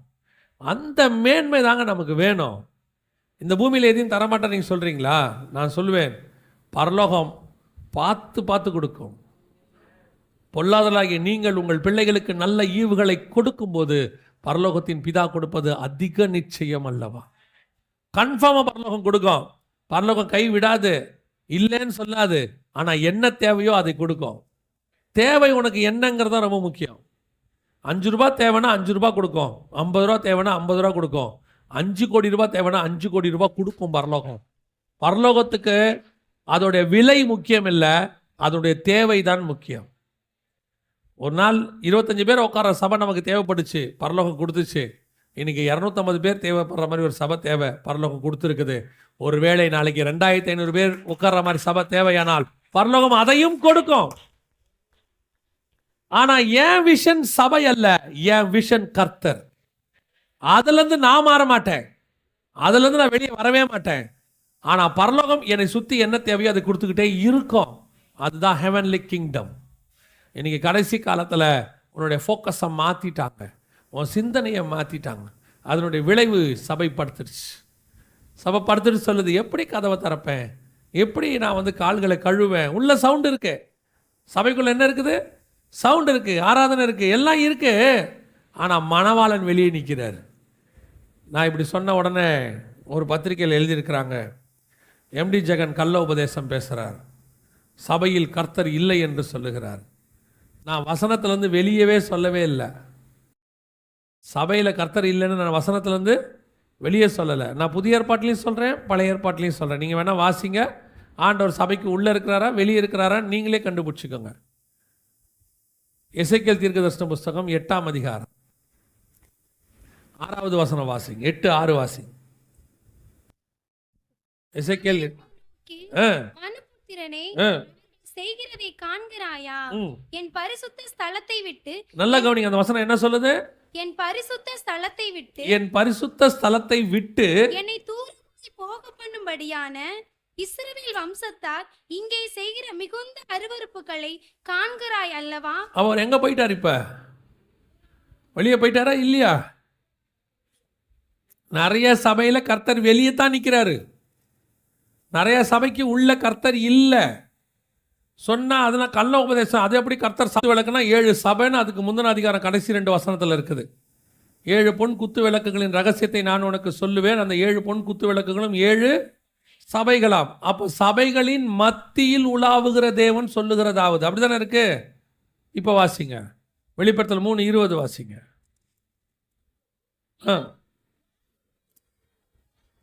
மத்தியில் இருந்தவர் எங்க போயிட்டாரு அப்படின்னா வாசப்படி எங்க இருக்குது? வெளியே இருக்குது. நடுவில் இருந்தவர் எங்க போயிட்டாரு? வெளியே போயிட்டாரு. புதிய ஏற்பாட்டிலையும் வெளியே போயிட்டாரு, பழைய ஏற்பாட்டிலையும் வெளியே போயிட்டாரு. அவன் ஆலயத்திலிருந்து வெளியே போயிட்டாரு, சபையிலிருந்து வெளியே போயிட்டாரு. இன்னைக்கு நிறைய சபையில கர்த்தர் உள்ள இல்லை, வெளியே நின்றுகிட்டு இருக்கிறாரு. உள்ள ஆனா என்ன இருக்கு? சவுண்ட் இருக்கு. படுத்தேன், கால்களை கழுவினேன், வஸ்திரத்தை கலைந்தேன், எப்படி உடுப்பேன், உள்ள எல்லா சவுண்டும் கேட்டுக்கிட்டே இருக்குது. ஆனால் கர்த்தர் வெளியே நின்றுக்கிட்டு இருக்கிறார். இந்த ஆண்டவர் தான் இப்போ நம்மக்கிட்ட என்ன எதிர்பார்க்குறா தெரியுமா? மனவாட்டிக்கிட்ட ஒரு தடவை நான் வந்தேன், என்னை வெளியே நிற்க வச்சுட்டாங்க.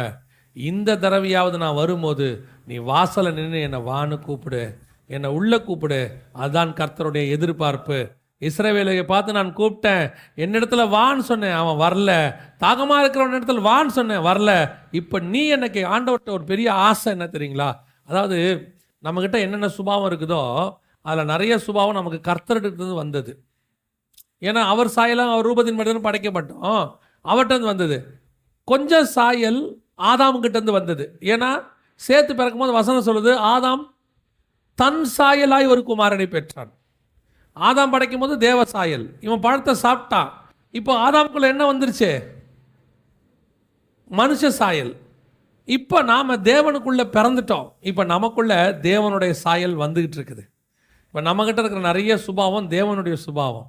அதில் ஒரு சுபாவம் என்ன தெரியுமா? தேவன் எதையெல்லாம் இழந்தாரோ அதை பெற்றுக்கொள்ள வேண்டும் என்று விரும்புவார். நான் இழந்து போனவைகளை தேடவும் ரட்சிக்கவுமே வந்தேன். அதில் ஒன்று என்ன தெரியுமா? இஸ்ரவேல் ஜனங்களோட உலாவை வந்தார், அவங்க ஓடிட்டான். தேவரீர் தோட்டத்தில் உலாவுகிற சத்தத்தை கேட்டு பயந்து ஓடிட்டான். ரெண்டாவது, இஸ்ரவேல் ஜனங்களோட பேச விரும்பினார். அவன் சொல்லிட்டான், நீங்கள் பேச வேண்டாம், மோசே பேசட்டும். இஸ்ரவேல் நடுவில் வாசம் பண்ண வந்தார். அவன் பாவம் செஞ்சு அவன் கூடாரத்தை தூக்கி வெளியே போட்டான். இப்படி ஆண்டவர் கொஞ்சம் கொஞ்சமாக அவங்ககிட்ட வர வர அவன் அவரை விட்டு தூரம் போய்கிட்டே இருந்தான். இப்போ ஆண்டவர் அதெல்லாம் நம்மகிட்ட எதிர்பார்க்குறாரு. புதிய ஏற்பாட்டு சபைகிட்ட எதிர்பார்க்குறாரு. அவன் தோட்டத்தில் உலாவின தேவன் 7 பொன் குத்து விளக்குகளின் மத்தியில் உலாவி கொண்டிருக்கிறார். அவங்ககிட்ட பேசும்போது அவன் பேச வேணான்னு சொன்னான். இப்போ கர்த்தர் நம்மகிட்ட ஆவியானவர் சொல்லுகிறதை காது உள்ளவன் கேட்க கடவன்னு சொல்கிறார். அவன் எதெல்லாம் செய்யலையோ எல்லாத்தையும் நம்மகிட்ட கர்த்தரை எதிர்பார்க்குறாரு. அதில் ஒன்று தான், அவன் கர்த்தருக்கு கதவை அடைச்சிட்டான். இப்போ கர்த்தர் கேட்குறாரு, எனக்கு கதவை தர, நான் உள்ளே வர்றேன்னு சொல்லி கேட்குறாரு. அப்போ மணவாட்டி சபைகிட்ட கர்த்தர் எக்ஸ்பெக்ட் பண்ணது என்ன தெரியுமா? உங்கள்கிட்டருந்து கர்த்தர் வேறு எதையுமே கேட்கல, எல்லாம் அவர்கிட்ட இருக்குது. அவருக்கு தேவை நான் நேசிக்கிற ஒரு மணவாட்டி, என்னை நேசிக்கிற ஒரு மணவாட்டி. அவள் வந்து எனக்கு கதவை திறந்து வான்னு கூப்பிடுற ஒரு அனுபவம் இன்னைக்கு இருக்குதா? சபை அந்த இடத்துல இருக்குதா? எத்தனை சபை கர்த்தர் வரும்போது வாசனை கூப்பிட்ற சபையாக இருக்கும். நிறைய சபை பூட்டி போட்டு போகிற சபை. நான் தான் எப்பவும் சொல்வேன், நான் இப்படி சொல்கிறேன்ட்டு நிறைய தடவை நான் வந்து சிஎஸ்சி காரங்களை ரொம்ப பெருசாக பேசுகிறேன்னு நினச்சிக்காதீங்க. நல்ல விஷயம் எங்கே இருந்தாலும் என்ன செய்யணும்? கற்றுக்கொள்ளணும்.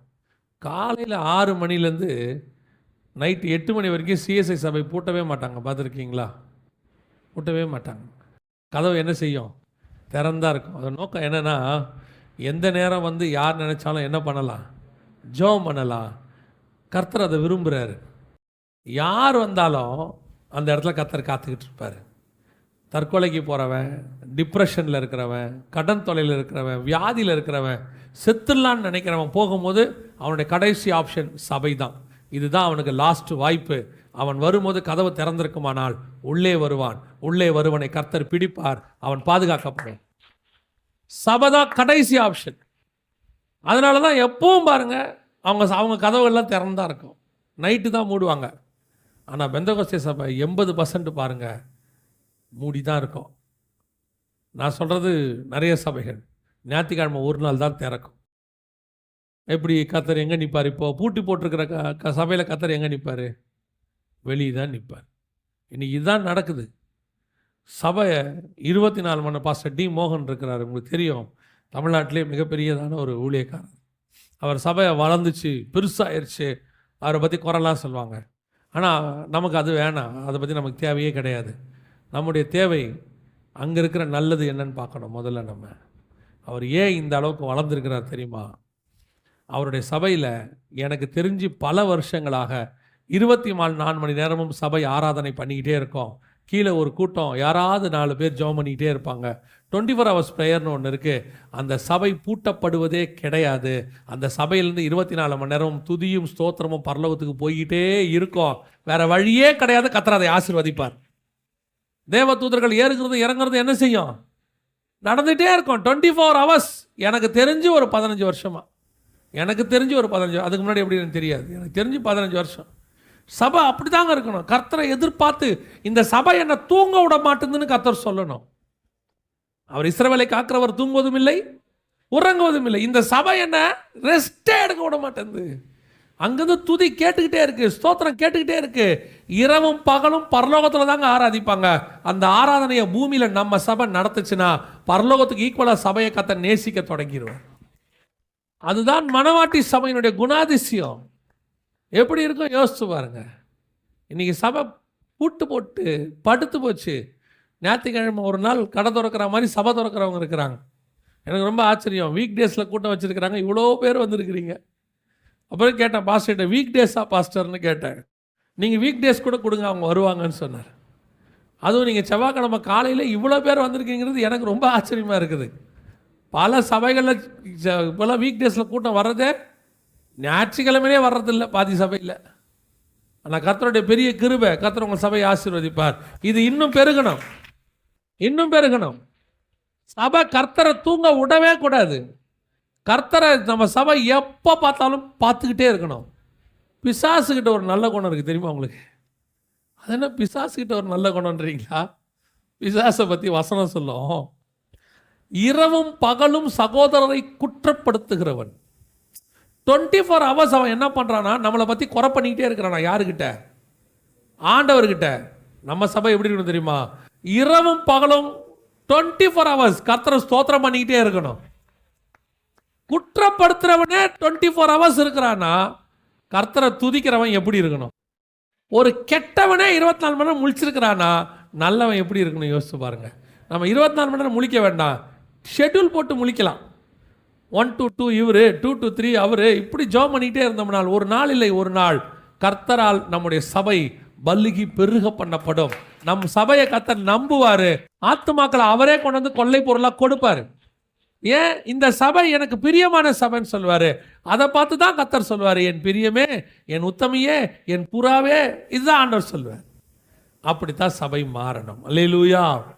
முதலாவது மணவாட்டி சபைக்குரிய குணாதிசயம் என்ன அப்படின்னா, படுக்கக்கூடாது, கதவை சாத்தக்கூடாது, அவள் வாசலில் நின்று வரவேற்கிறவளாய் காணப்பட வேண்டும். ரெண்டாவது மணவாட்டி சபைக்குரிய குணாதிசயம் என்ன? வாசிங்க 21ஆம் அதிகாரம் வெளிப்படுத்தின விசேஷம் 2வது வசனம் வாசிங்க. 21:2.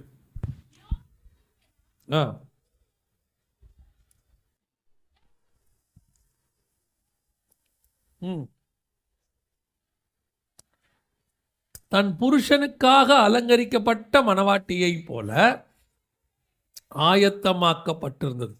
தன் புருஷனுக்காக அலங்கரிக்கப்பட்ட மணவாட்டியை போல ஆயத்தம். சபையினுடைய 2வது குணாதிசயம். சபை அலங்கரிக்கப்பட்டிருக்கிறது, ஆனால் யாருக்கேற்ற அலங்காரமாக இருக்கிறதுங்கிறதா இப்போ கேள்வி. தெளிவாக வசனம் பாருங்களேன். புதிய எருசலேமாகிய சபை அலங்கரிக்கப்பட்டிருந்ததுன்னு இல்லை. ஏன்னா பல இடத்துல அலங்காரத்தை பற்றி சொல்லும்போது புருஷனை பற்றி சொல்லலை. ராஜகுமாரத்தி உள்ளார பூரண மகிமை உடையவள், அந்த இடத்துல புருஷனை பற்றிலாம் பேசலை. ஆனால் இந்த இடத்துல பர்டிகுலராக மணவாட்டி சபையை பற்றி பேசும்போது கர்த்தர் சொல்கிறதான வார்த்தை, தன் புருஷனுக்காக அலங்கரிக்கப்பட்ட மணவாட்டியை போல. அலங்காரம் இருக்கு, ஆனால் யாருக்கேற்ற அலங்காரங்கிறதா இன்னைக்கு கேள்வி. அலங்காரம் இருக்கு, யாருக்காக பண்ணியிருக்கிறோம்? பொதுவாக நாம் அலங்காரம் யாருக்காக பண்ணுவோம்? 2 வகையாக அலங்காரம் பண்ணுவோம். பொதுவாக நம்ம ஒன்று நமக்கு பிடிச்ச மாதிரி அலங்காரம் பண்ணுவோம் இல்லையா? அலங்காரத்தில் ஒன்று என்ன இருக்குது? நமக்கு பிடிச்ச மாதிரி. இப்போ சகோதரிமார்கள்லாம் போயிட்டு நீங்கள் புடவை எடுப்பீங்க இல்லையா? நீங்கள் எடுக்கும்போது யாருக்கு பிடிச்ச மாதிரி எடுப்பீங்க? நமக்கு பிடிச்ச மாதிரி தான் நாம் எடுப்போம் இல்லையா? நான் எப்பவும் சொல்லுவேன், இந்த சகோதரர்கள் ட்ரெஸ் எடுக்கிறதுக்கும் சகோதரிகள் ட்ரெஸ் எடுக்கிறதுக்கும் வித்தியாசம் இருக்குது. ஏன்னா சகோதரிகள் மட்டும்தான் வசனத்தின் அடிப்படையில் ட்ரெஸ் எடுப்பாங்க. அப்படியா அப்படின்னு கேட்குறீங்களா? அப்படிதான். எப்படி தெரியுமா? இந்த சகோதரர்கள் ஏதாவது ட்ரெஸ் எடுக்க போகிறான்னு வச்சுக்கோங்க, அவர் போகும்போதே சட்டு கலரை முடிவு பண்ணிட்டு தான் போவார். என்கிட்ட வெள்ளை கலரில் சட்டை எடுக்க போகிறேன், எனக்கு பச்சை கலரில் சட்டையே இல்லை, அது ஒன்று எடுக்க போகிறேன். பெரும்பான்மையான சகோதரருடைய மென்டாலிட்டி ஏதாவது ஒரு சட்டை எடுக்கணும், ஆனால் அந்த கலரை அவர் ஃபிக்ஸ் பண்ணிடுவார். இப்படி எடுக்கிறோன்ட்டு போவாப்பில் 1/2 மணி நேரத்துக்குள்ளே எடுத்துகிட்டு வந்துடுவாப்பில். அவங்க என்ன சொல்லுவாங்க, அதுக்குள்ளே எடுத்துகிட்டு வந்துட்டீங்களே. அவர் கேட்பார், வேறு என்ன இருக்குது? போனேன். ஏன்னா அவர் போகும்போதே மைண்ட் என்ன செஞ்சிட்டாரு? ஃபிக்ஸ் பண்ணிட்டு தான் போவார். ஆனால் சகோதரிகள் தான் எப்போவுமே என்ன செய்வாங்கன்னா, வசனத்தின்படி அவங்க தரிசித்து நடவாமல் விசுவாசி நடப்பாங்க. விசுவாசி நடப்பது என்ன? நம்பப்படுதல் மேல் உறுதியும் காணப்படாத மேல் நிச்சயம். அவங்க மைண்டில் ஒன்றும் இருக்காது. என்ன எடுக்க போகிறீங்க? அவங்க அழகாக சொல்லுவாங்க, அங்கே போய் தான் பார்க்கணும். அவங்க அழகாக சொல்கிற வார்த்தை எப்படி இருக்கும்? அங்கே போய் தான் பார்க்கணும். அப்படியே அவர் கேட்பார், நீங்கள் என்ன மாதிரி பார்க்குறீங்க? நீங்கள் போடுங்க, நான் சொல்கிறேன்பாங்க. அவங்க இதுதான் வேணும்னு அவங்கள என்ன செய்ய மாட்டாங்க. அதோட எனக்கு ரொம்ப ஆச்சரியம் என்னென்னா, 2 புடவை போடுவார். அந்த 2 புடவையை எடுத்துகிட்டு இந்த கலரில் இந்த பார்டர் கிடைக்குமான்னு கேட்பாங்க. அவன் அப்படியே ஆச்சரியமாக பார்ப்பான். உங்களுக்கு எப்படி தெரியும்னு கேட்காதீங்க. நான் 3 தலைமுறையாக ட்ரெஸ் எடுக்கிறேன். எங்கள் அம்மா கூட போயிருக்கேன் ஒரு காலகட்டத்தில். அந்த காலகட்டம்லாம் வந்து புடவை எடுக்கிறதுங்கிறது உபத்திரவ காலத்துலேயும் உச்சம், மகா உபத்திரவ காலம். ஏன்னு கேட்டிங்கன்னா, அப்போல்லாம் புடவை மட்டும்தான் இருக்கும், கூட ப்ளவுஸ் வராது. இந்த ப்ளவுஸை தனியாக போய் எடுக்கணும். அதுக்கு பேர் தனி ப்ளவுஸ் கட் பீஸுன்னு மாதிரிலாம் சொல்லுவாங்க. இதை ஒரு இடத்துல எடுத்துட்டு அதை ஒரு இடத்துல எடுப்பாங்கன்னா அதுதான் இருக்கிறதுலே கொடுமை. அப்படியே வச்சு ஒன்று ஒன்றா தேடுவாங்க. தேடி முடிச்சு எல்லாம் கண்டுபிடிச்சி கொண்டு வருவாங்க. வந்து தண்ணியில் போட்டு எடுத்தோன்னே சாயம் போயிடும். அது அப்புறம் யாருடைய ஜபமோ தெரில, எந்த புடவை கடைக்காரன் ஜபம் பண்ணா தெரில, ஆண்டவரே இவங்ககிட்ட என்னை காப்பாற்றுங்கன்னு. இப்போ புடவையோடைய ப்ளவுஸ் வந்துடுது, அப்படி தானே? அது யாரோ பண்ண பெரிய ஜபத்தினுடைய விளைவு தான் அது. ஐயோ, இந்த தேடுவாங்க பாருங்கள், ப்ளவுஸ் தேடுறது. எங்கள் அம்மா காலத்தில் நான்லாம் ஆண்டவரே கல்யாணம் பண்ணால் கூட போக மாட்டேன் ஆண்டவரேன்ற முடிவுக்குள்ள நான் அப்பயே எடுத்திருக்கேன் நான். அப்புறம் மனைவியோட போகிறது அது அதை விட கொடுமை. அது வந்து என்னென்னு கேட்டிங்கன்னா, இப்போ அம்மாக்கள் ஏதாவது வாமா போகலாம் அப்படின்லாம் சொல்ல முடியும். அவங்கக்கிட்ட அதெல்லாம் சொல்லவே முடியாது. அவங்கள கொண்டு போய் நீங்கள் உள்ளே விட்டுட்டு ஏதாவது சோஃபா கஃபா போட்டிருந்தாருன்னா ஏறி நீங்கள் படுத்துட்டிங்கன்னா போகும்போது அவங்க கூப்பிடுவாங்க, போகலாமா அப்படின்னு சொல்லி. நம்ம 3வது வாரம் கூட போயிட்டு வரலாம், ஒன்றும் பிரச்சனை இல்லை. கிறிஸ்மஸ்க்கு புடவை எடுக்க போய் நியூ இயருக்கு வெளியே வந்ததெல்லாம் இருக்குது. ஐயோ, நிஜமாக தான். பெரிய பெரிய கடையில் மைக்கில் வாசிப்பான், பார்த்துருக்கீங்களா? கேட்டிருக்கீங்களா? பெரிய மதுரையில் இல்லை மைக்கில் வாசிப்பாங்க. நான் ஒரு இடத்துல வாசித்தான், உங்கள் கணவர் உங்களை தேடுகிறார். அந்த மாதிரி காணாமே போயிடுச்சு, உள்ள கண்டே பிடிக்க முடியல. திருவிழாவில் தான் காணாமல் போகும்னு சொல்லுவோம், புடவை எடுக்க போய் காணாமல் போயிடுச்சு. உங்கள் கணவர் உன்னை தேடுகிறார் அப்படின்லாம் சொல்லுவாங்க. ஏன் கேட்குறியா? ஐயோ, நான் சென்னையிலலாம் சரவணா ஸ்டோர்ஸ்னு ஒன்று இருக்குது, டிவியில் ஆட்லாம் வரும், பார்த்துருப்பீங்க. அவன் ஒருத்தன் தான் புடவை கடையிலே தீர்க்கதரிசி. என்னன்னு கேட்குறீங்களா? அவன் புடவை எடுக்கிற இடத்துல 4 சோஃபா போட்டிருப்பான். எதுக்குடா சோஃபான்னு கேட்டிங்கன்னா, அதில் கணவர் வந்து பையனையோடய பால் போட்டு இப்படி உட்காந்துருப்பான். அவனை பார்த்தா பாவமாக இருக்கும். நம்ம போகும்போது அவன் நம்மளை பாவமாக பார்ப்பான். நீ இப்போ தான் வரியா? நான் வந்து 2 நாள் ஆச்சு அப்படின்ற மாதிரி பார்ப்பான். ஐயோ, அநியாயம் போங்க. அதில் சிலர்லாம் அப்படியே படுத்தானா காலை நீட்டி போட்டு படுத்தவளாக இருக்கான். இன்னும் கொஞ்சம் என்ன, ஒன்றே ஒன்று தான் அங்கே நடக்கலை. நான் பார்த்து தலகாணியும் பெட்ஷீட்டோடு யாரும் வரல. வந்தானா அவன் நைட்டெல்லாம் கூட படுத்துருவான் போல். போகிற பக்கம் பார்த்தா அப்படி நடக்கும். இப்போ 3வது தலைமுறை என் பொண்ணோட போய் எடுக்கிறேன் பாருங்கள். மனைவிக்கிட்டையாவது கொஞ்சம் பேசலாம். நீ வரியா இல்லையா, நான் போகிறேன் அப்படின்னு சொல்லலாம். மகக்கிட்டலாம் அதெல்லாம் பேசவே முடியாது. பார்த்த உடனே அங்கே போய் உட்காருங்க அப்படிம்பாங்க. திட்டவும் முடியாது. நேசிச்சிட்டோமா, ஆண்டவர் பழி வாங்கிறதுக்கு தான் பொண்ணு கொடுப்பாரு போல். என் ஃப்ரெண்டோடைய மனைவி என்னை பார்த்து கேட்டாங்க, உங்களை பழி வாங்கிறதுக்கு தான் கர்த்தர் உங்களுக்கு பொன் குழந்தைய கொடுத்துருக்கிறாருனாங்க. அதை நான் இப்போ தான் உணர்றேன், அந்த தீர்க்க தரிசன வார்த்தையை. அப்பா, யார் கை தட்டினது? இல்லை, நிஜமாக தான். அம்மாவை ஏமாற்றிடலாம், மனைவியை கூட கொஞ்சம் நம்ம மிரட்டி ஏதோ கொஞ்சம் அமைதி வருத்திடலாம். பொண்ணை என்ன செய்ய முடியாது. அதை அப்படி பாவம் போல் பார்க்கும் பாருங்களேன். சரி நீ எடுத்துகிட்டு வா, நான் உட்காந்துருக்கேன் அப்படின்னு. அவ்வளோதான், கதை முடிஞ்சு. அப்பா, இப்போ நான் முடிவு எடுத்து யாரு கூடயும் போகிறதில்ல. 3 பேரையும் ஒரு ஆட்டோவில் ஏற்றி நீங்களே போங்க. ஒரு 80, ஒரு 50, ஒரு 20, 3ம் போகுது. சோத்திர ஆண்டவரே என்னை காப்பாற்றினீங்கன்னு இப்போல்லாம் நான் வந்துடுது. அதெல்லாம் ரொம்ப கஷ்டம் இருக்கிறதுலையே. அவங்க காலத்தில் எடுத்ததுக்கும் இப்போ எடுக்கிறதுக்கும் எவ்வளோ டிஃப்ரென்ஸ் இருக்குது. இவங்க 3 பேரும் எனக்கு அது புரியாத ஒரு கலர். இந்த ஒரு விஷயம் மட்டும் எனக்கு புரியாது. 2 புடவையை போட்டால் அந்த கலரில் இந்த பார்டர் கிடைக்குமா? அவன் இருந்தால் தான் அவன் கொடுத்துருக்க மாட்டான். அவனை மேனுஃபேக்சராக பண்ண போகிறான். அவ்வளோ கஷ்டப்பட்டு எடுக்கிறோம். யாருக்கு பிடிச்ச மாதிரி எடுக்கிறோம்? நமக்கு பிடிச்ச மாதிரி. 2வது இன்னொன்று இருக்குது. அடிக்கடி சகோதரிகள் சொல்லுவாங்க அந்த வார்த்தையை, சகோதரர்களும் சொல்லுவாங்க. நம்ம ட்ரெஸ் பண்ணோம்னா 4 பேர் நம்மளை பார்த்து என்ன செய்யணும்? கௌரவமாக நினைக்கணும், நல்லா இருக்குன்னு நினைக்கணும். இது மற்றவங்களுக்காக ட்ரெஸ் பண்ணுறது. இன்னொன்று, இது வந்து சில நேரத்தில் மஸ்ட்டு பாருங்கள். சில இடங்களுக்கெல்லாம் போகும்போது அதுக்கு ஏற்ற மாதிரி என்ன பண்ண வேண்டி இருக்குது, ட்ரெஸ் பண்ண வேண்டி இருக்குது. வெளிநாட்டிலலாம் சில சபைக்கு போகும்போது இந்த மாதிரி தான் நீங்கள் ட்ரெஸ் பண்ணணும்னு கோடே கொடுத்துருவாங்க. அப்படி ட்ரெஸ் பண்ணால் தான் உங்களை என்ன செய்வாங்க, ஸ்டேஜிலே ஏற்றுவாங்க. நான் எப்போ இந்த மாதிரி சாதாரணமாக சட்டை போட்டு போகிற ஆள். போன உடனே அந்த பாஸ்டர் கேட்டார், டை போட மாட்டீங்களா அப்படின்னாரு. வாங்கி கொடுத்தா போடுவேன், நானாக வாங்குறதில்ல அப்படின்னு. நம்மளை யாராவது கேட்டாங்கன்னா அப்படி தான் சொல்கிறது. ஒரு டிவிக்கு நான் ஷூட்டிங்க்கு போனேன். அவங்க மெசேஜ் கொடுக்க கூப்பிட்டாங்க. போனோடனே, பிரதர் கோட் போடுவீங்களா? நாங்கள் போடுவேன். போடுங்களேன், நாங்கள் வாங்கி கொடுங்களேன்னு சொன்னேன். நமக்கு என்ன, வாங்கி கொடுத்தா போட்டுக்க தான் போகிறோம். அப்புறம் அவர் உடனே அந்த பாஸ்டர் ஓடி போய் டையெல்லாம் கொண்டாந்து கட்டி, நீங்கள் எங்கள் சர்ச்சுக்கு வரும்போது டையோடு தான் வரணுன்னாரு. நாளைக்குமான 2 நாள் மீட்டிங் அது. நாளைக்கும்னாரு. சரின்னு சொல்லிட்டு மறுநாள் என்ன பண்ணேன் தெரியுமா, பைஜாமா ஜிப்பா போட்டு போயிட்டேன்.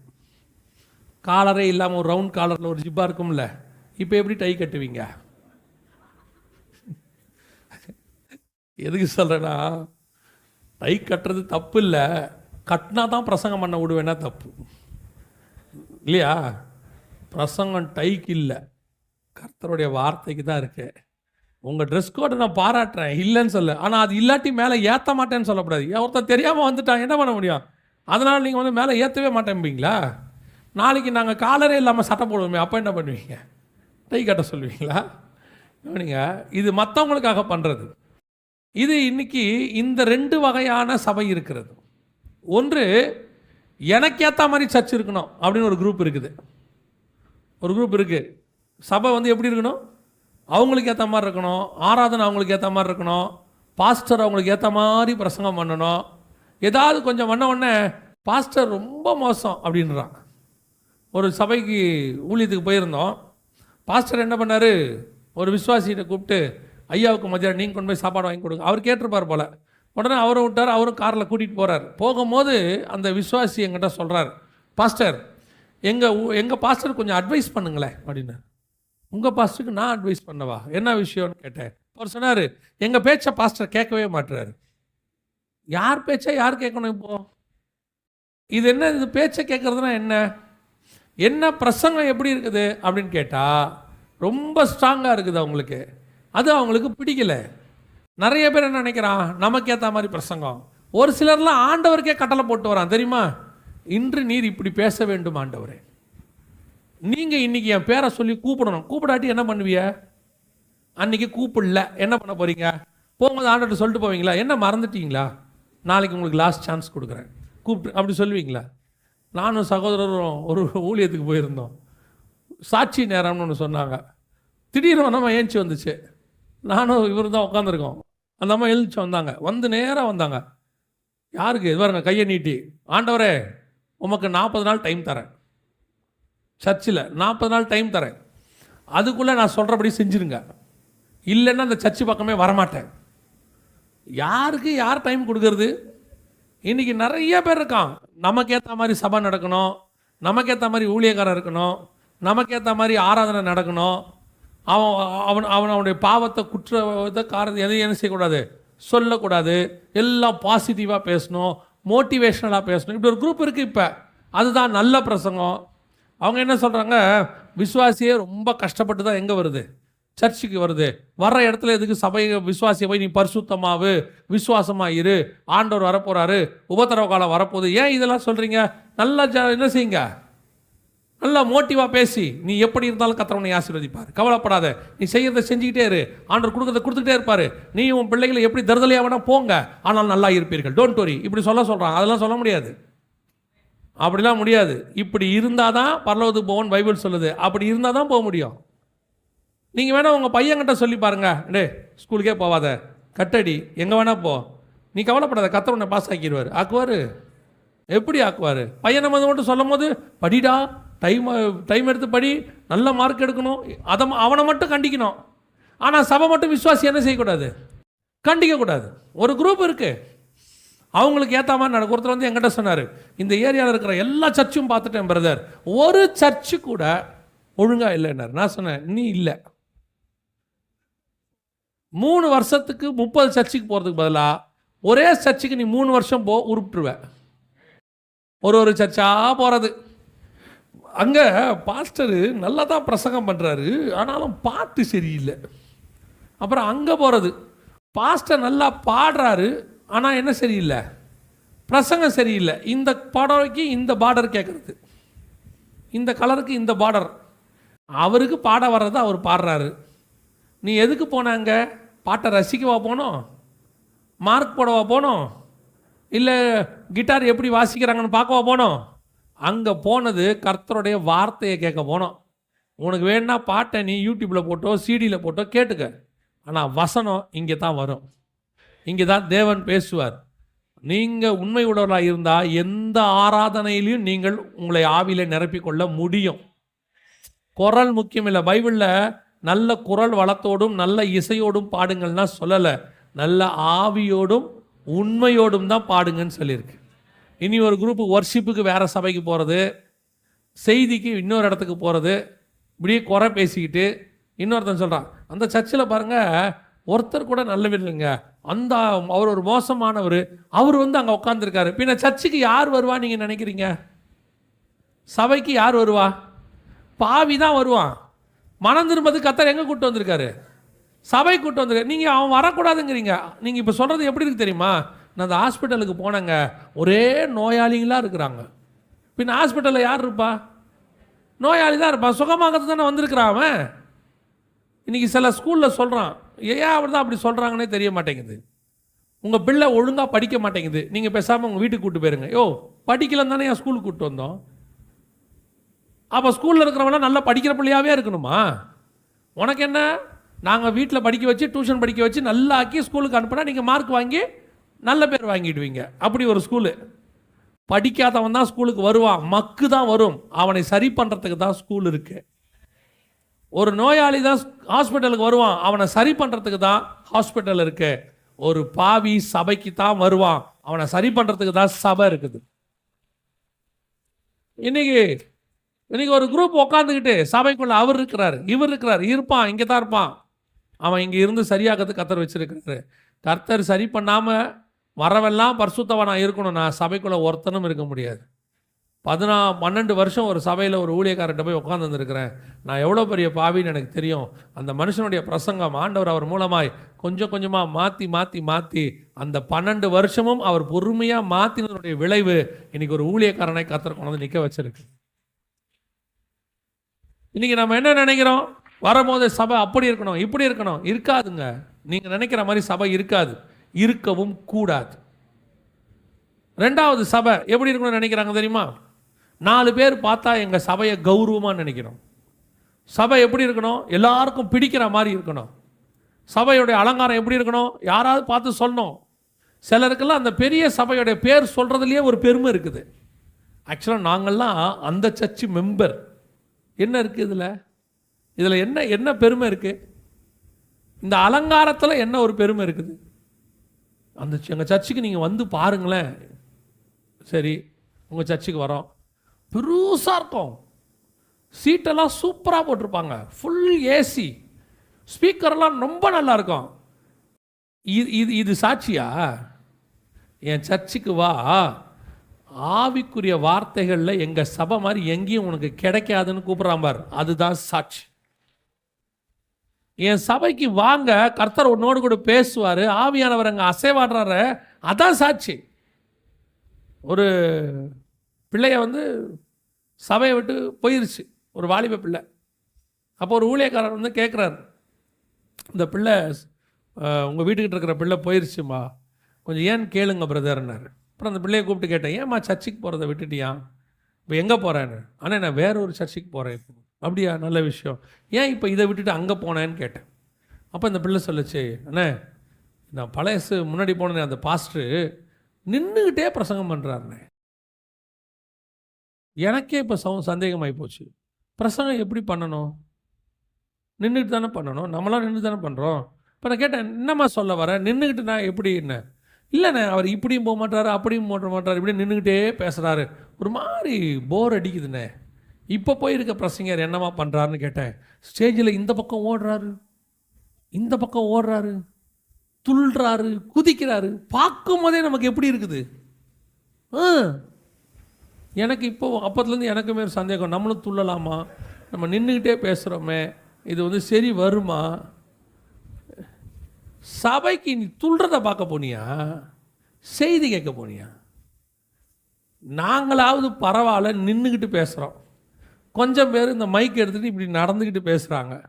ஏசுநாதர் உக்காந்துக்கிட்டு பேசுவார். யோசித்து பாருங்கள், நானாவது இப்படி இப்படி ஆடுறோம்ல, அவர் அப்படியும் ஆட மாட்டார். ஏறி மலையின் மேல் உட்கார்ந்தார்னு இருக்கோம். உக்காந்துக்கிட்டே 3 மணி நாள் பேசுகிறாரு, காலிலேருந்து சாயங்காலம் வரைக்கும் பேசுகிறாரு. படகில் ஏறி உட்கார்ந்தார்னு இருக்கும் லூக்கா 5. உக்காந்துக்கிட்டு பேசுகிறாரு. இப்போ இருக்கிறவங்களுக்கெல்லாம் துள்ளிக்கிட்டு பேசணுமா, குதிச்சுக்கிட்டு பேசணுமா, ஊனு கத்தணுமா, ஆணு கத்தணுமா, விசில் அடிக்கணுமா, ஏதாவது ஒன்று செஞ்சு சர்ச்சை எப்படி இருக்கணுமா, அப்படியே ஆக்டிவாக இருக்கணுமா? நான் சொல்கிறேன், வசனம் ஆக்டிவாக இருந்துச்சுன்னா வேற எதுவுமே சபையில் தேவையில்லை. 3 நாள் சாப்பாடு தண்ணி இல்லாமல் ஜனங்க உட்காந்து வசனத்தை கேட்பான் வனாந்தரத்தில். காலையிலேருந்து சாயங்காலம் வரைக்கும் சாப்பிடாம ஜனங்க உட்காந்து வசனம் கேட்பான். பேசுறது ஆவியானவராக இருக்கணும், அவ்வளோதான். இன்னைக்கு சபை எதுக்கோ ஆல்டர்னேட், எதுக்கோ ஆல்டர்னேட்டு, அப்படியே எல்இடி ஸ்க்ரீன் அப்படி போட்டு, நான் இதெல்லாம் குற்றமாக சொல்ல, தப்பாக எடுத்துக்காதீங்க. இது எல்லாம் 2வது, ஆவியானவர் தான் ஃபஸ்ட்டு. ஆவியானவர் இல்லாமல் இது எவ்வளவு அலங்காரம் பண்ணாலும், சினிமா தியேட்டர் மாதிரி இருக்கு சர்ச்சு, கோடி கணக்கில் செலவு, எல்லாம் பண்ணுறான். கர்த்தர் இல்லை, கர்த்தரை வச்சுக்கிட்டு இதை பண்ணுங்க, தப்பு கிடையாது. ஆனால் நான் சொல்லுவேன், கர்த்தரை வச்சுக்கிட்டா இதெல்லாம் நமக்கு தேவையே படாது. புரியுதா உங்களுக்கு? நல்ல நல்ல ஸ்பீக்கர், கடைசி வரைக்கும் கேட்கறதுக்கு, தெளிவாக கேட்கறதுக்கு நல்ல குவாலிட்டி ஸ்பீக்கர், நல்ல ஒரு மைக், தேவையான அளவுக்கு இந்த மாதிரி இன்ஃப்ராஸ்ட்ரக்சர் போதும். இதெல்லாம் இல்லாததுனால, ஆவிக்குரிய வாழ்க்கை இல்லாததுனால இவங்களை அட்ராக்ட் பண்ணுறதுக்கு ஃபாதர்ஸ் டே, மதர்ஸ் டே, நடுவில் ஒரு டான்ஸு, அப்புறம் கிறிஸ்மஸ் ஸ்பெஷல், என்னது பாஸ்டரும் பாஸ்டமாவும் ஆடுவாங்களாம். பாருங்க, நமக்கெல்லாம் அது கொடுத்தே வைக்காது. நம்ம வாழ்க்கையில் அப்படி பார்க்கவே முடியாது, சான்ஸே இல்லை. இல்லை, அவங்க போட்டிருக்காங்க, இன்று கிறிஸ்மஸ் ஸ்பெஷல், போதகர் அம்மாவுடைய விசேஷித்த நடனம். விளங்கும். யோசிச்சு பாருங்க, ஏன் இதெல்லாம் பண்ணுறான்? இதெல்லாம் பண்ணுறதுக்கு காரணம் என்ன? ஆவியானவர் இல்லை. ஆவியானவர் வசனம் பேச ஆரம்பிச்சாருன்னா 2 மணி நேரம் பத்தாது, ஆராதனையில் எல்லாத்தையும் கட் பண்ணிட்டு வசனத்துக்கு உட்காந்துருப்பான். ஆவியானவர் இல்லாததுனால வசனத்தை கட் பண்ணிட்டு இதோட உட்காந்துருக்கான். சபை, நல்ல கவனிங்க, சபை உங்களுக்கு ஏற்ற மாதிரியும் இருக்காது, சபை வரவங்களுக்கு ஏற்ற மாதிரியும் இருக்காது. சபை மணவாளனுக்கு ஏற்ற மாதிரி தான் இருக்கும். மணவாளனுக்கு அலங்காரம் பண்ணப்பட்ட மணவாட்டி தான் சர்ச். நீங்க அதுக்கு தானே சபை. கர்த்தர் என்ன சொல்றாரோ அதான் பாட்டு, கர்த்தர் என்ன சொல்றாரோ அதான் வசனம். கர்த்தர் எப்படி சபையை நடத்த சொல்றாரோ அப்படித்தான் நடத்த முடியும். ஒவ்வொருத்தருக்கு ஏற்ற மாதிரி நடத்த முடியாது. விசுவாசியும் சரி, அப்படி எதிர்பார்க்கக்கூடாது. எனக்கு ஏற்ற மாதிரி பாஸ்டர் இருக்கணும், எனக்கு ஏற்ற மாதிரி பாஸ்டர்மா இருக்கணும், எனக்கு ஏற்ற மாதிரி ஆராதனை நடக்கும், அப்படிலாம் நடக்காது. இங்கே ஆவியானவர் பேசுவார். இதுக்கு ஏற்ற மாதிரி தான் நீங்கள் மாறிக்கணும். உங்களுக்கு ஏற்ற மாதிரி சபை மாறணும்னு நீங்கள் நினச்சிங்கன்னா சபையும் பரலோகத்துக்கு போகாது, நீங்களும் போக மாட்டீங்க. இன்னைக்கு அப்படி தான் இருக்கு. பாருங்க, இது ஒரு அலங்காரம் இருக்குதா, புருஷனுக்கு ஏற்ற அலங்காரம்னு இருக்குதா? இன்னொன்று வாசிங்க, வெளிப்படுத்தின விசேஷம் 17ஆம் அதிகாரம் 4வது வசனம் வாசிங்க. 17:4. அந்த ஸ்திரீ இரத்தாம்பரமும் சிவப்பான ஆடையும் தரித்து பொன்னினாலும் இரத்தினங்களினாலும் முத்துக்களினாலும் சிங்காரிக்கப்பட்டு தன் வேசித்தனமாகிய அருவருப்புகளினாலும் அசுத்தத்தாலும் நிறைந்த பொற்பாத்திரத்தை தன் கையிலே பிடித்திருந்தாள். நல்ல கவனிங்க. அடுத்து அந்த இடத்துல இன்னொரு அலங்காரத்தை பற்றி ஆண்டவர் பேசுகிறாரு. அந்த ஸ்திரீ இரத்தாம்பரமும் சிவப்பான ஆடையும் தரித்து பொன்னினாலும் ரத்தினங்களினாலும் முத்துக்களினாலும் சிங்காரிக்கப்பட்டு தன் வேசித்தனமாகிய அருவருப்புகளினாலும் அசுத்தத்தினாலும் நிறைந்த பொற்பாத்திரத்தை தன் கையிலே பிடித்திருந்தார். இது இன்னொரு வகையான அலங்காரம் இப்ப இருக்கு கடைசி காலத்துல. இதுதான் அது. இது என்னது? வேசித்தனத்துக்கான அலங்காரம். 21:2 நம்ம பார்த்தது மணவாட்டிக்கான அலங்காரம். 17:4 விபச்சாரத்துக்கான அலங்காரம். விபச்சாரத்துக்கான அலங்காரம்னா என்ன? எது அப்படின்னா என்ன அர்த்தம் அப்படின்னு கேட்டிங்கன்னா, இப்போ நீங்கள் சினிமாக்கள்லாம் பார்த்துருப்பீங்க. சினிமாக்கள்லாம் நீங்கள் பார்க்கும்போது சினிமா நடிகைகளுடைய அலங்காரம் இருக்கிறது. இந்த அலங்காரம் யாருக்காக? இந்த அலங்காரத்தை நல்லா கவனிச்சு பாருங்க. அதை யார் யாரெல்லாம் பார்க்குறாங்களோ எல்லாருக்கும் பிடிக்கணும், எல்லாருக்கும் பிடிக்கணும். அதுதான் சினிமாவுடைய அலங்காரம். அது விபச்சார அலங்காரம். அவங்கள பார்க்குறவங்க அவங்க ட்ரெஸ்ஸை குறைச்சி போட்டு அருவருப்பாக போட்டு பார்க்குறவங்களுக்குலாம் அந்த நடிகை மேலே ஒரு ஆசை வரணும், பார்க்குறவங்க விரும்பணும் அப்படின்னு அலங்காரம் பண்ணுவாங்க. அதுக்கு பேர் விபச்சார அலங்காரம். ஆனால் இன்னொரு அலங்காரம் இருக்குது, மணவாட்டி அலங்காரம். யாருக்கு பிடிக்குது பிடிக்கலை அதை பற்றிலாம் எனக்கு கவலையே கிடையாது. என் மணவாளனுக்கு பிடிச்சிருக்கு, நான் அப்படி தான் அலங்காரம் பண்ணுவேன், நான் இப்படி தான் இருப்பேன். இதுதான் மணவாட்டிக்குரிய அலங்காரம். இன்னைக்கு கடைசி காலத்தில் சபையை எப்படி நடத்தணுன்றாங்க? விபச்சார அலங்காரம் இல்லைங்க. நம்ம சபை கொஞ்சம் இப்படி இருந்தால் தான் வரவங்களாம் என்ன செய்வாங்க? சர்ச்சுக்கு தொடர்ந்து வருவாங்க. ஏன் இல்லை? நம்ம சபையை கொஞ்சம் பார்க்குறாங்கல்ல. நீ சபையை பார்க்காதடா, சபையை பார்க்காத. ஒரு காலத்தில் பெரிய பெரிய கட்டடம் கட்டி ஆர்சி சர்ச்சும் சிஎஸ்ஐ சர்ச்சுகளும் பேப்டிஸ்ட் சர்ச்சுகளும் பெருசு பெருசாக கட்டின காலத்தில் ஊருக்கு வெளியே கொட்டா போட்டு ஒரு ட்ரம் அடித்த கூட்டம் தான் இன்னைக்கும் ஆவிக்குரிய வாழ்க்கையில் தாங்கி பிடிச்சிட்டு இருந்துச்சு. அவங்ககிட்ட அன்னைக்கு சபை கிடையாது, அவங்ககிட்ட அன்னைக்கு எந்த விதமான இன்ஃப்ராஸ்ட்ரக்சரும் கிடையாது, அரசாங்கத்தின் துணை கிடையாது. அவன் நம்பிக்கை ஒன்னே ஒன்று, என் மணவாளன் மேல அவர் நடத்துவார். அதுதான் கர்த்தர் விரும்புறது. இன்னைக்கு கடைசி காலத்தில் நம்மளும் இப்போ எப்படி ஆயிட்டு இருக்கிறோம்? நம்மளும் காலத்துக்கு ஏற்ற மாதிரி மாறினாதாங்க, காலத்துக்கு ஏற்ற மாதிரி நடந்தாதாங்க, இல்லைன்னா சபை நடத்த முடியாது, ஊழியம் நடத்த முடியாது. அப்படிலாம் கிடையவே கிடையாதுங்க, கிடையவே கிடையாது. இப்பவும் அதே கர்த்தர் இருக்கிறார். நீ ஆவியோட உண்மையோடு இருந்து பாருங்க, கர்த்தர் உன் கூட இருப்பார்.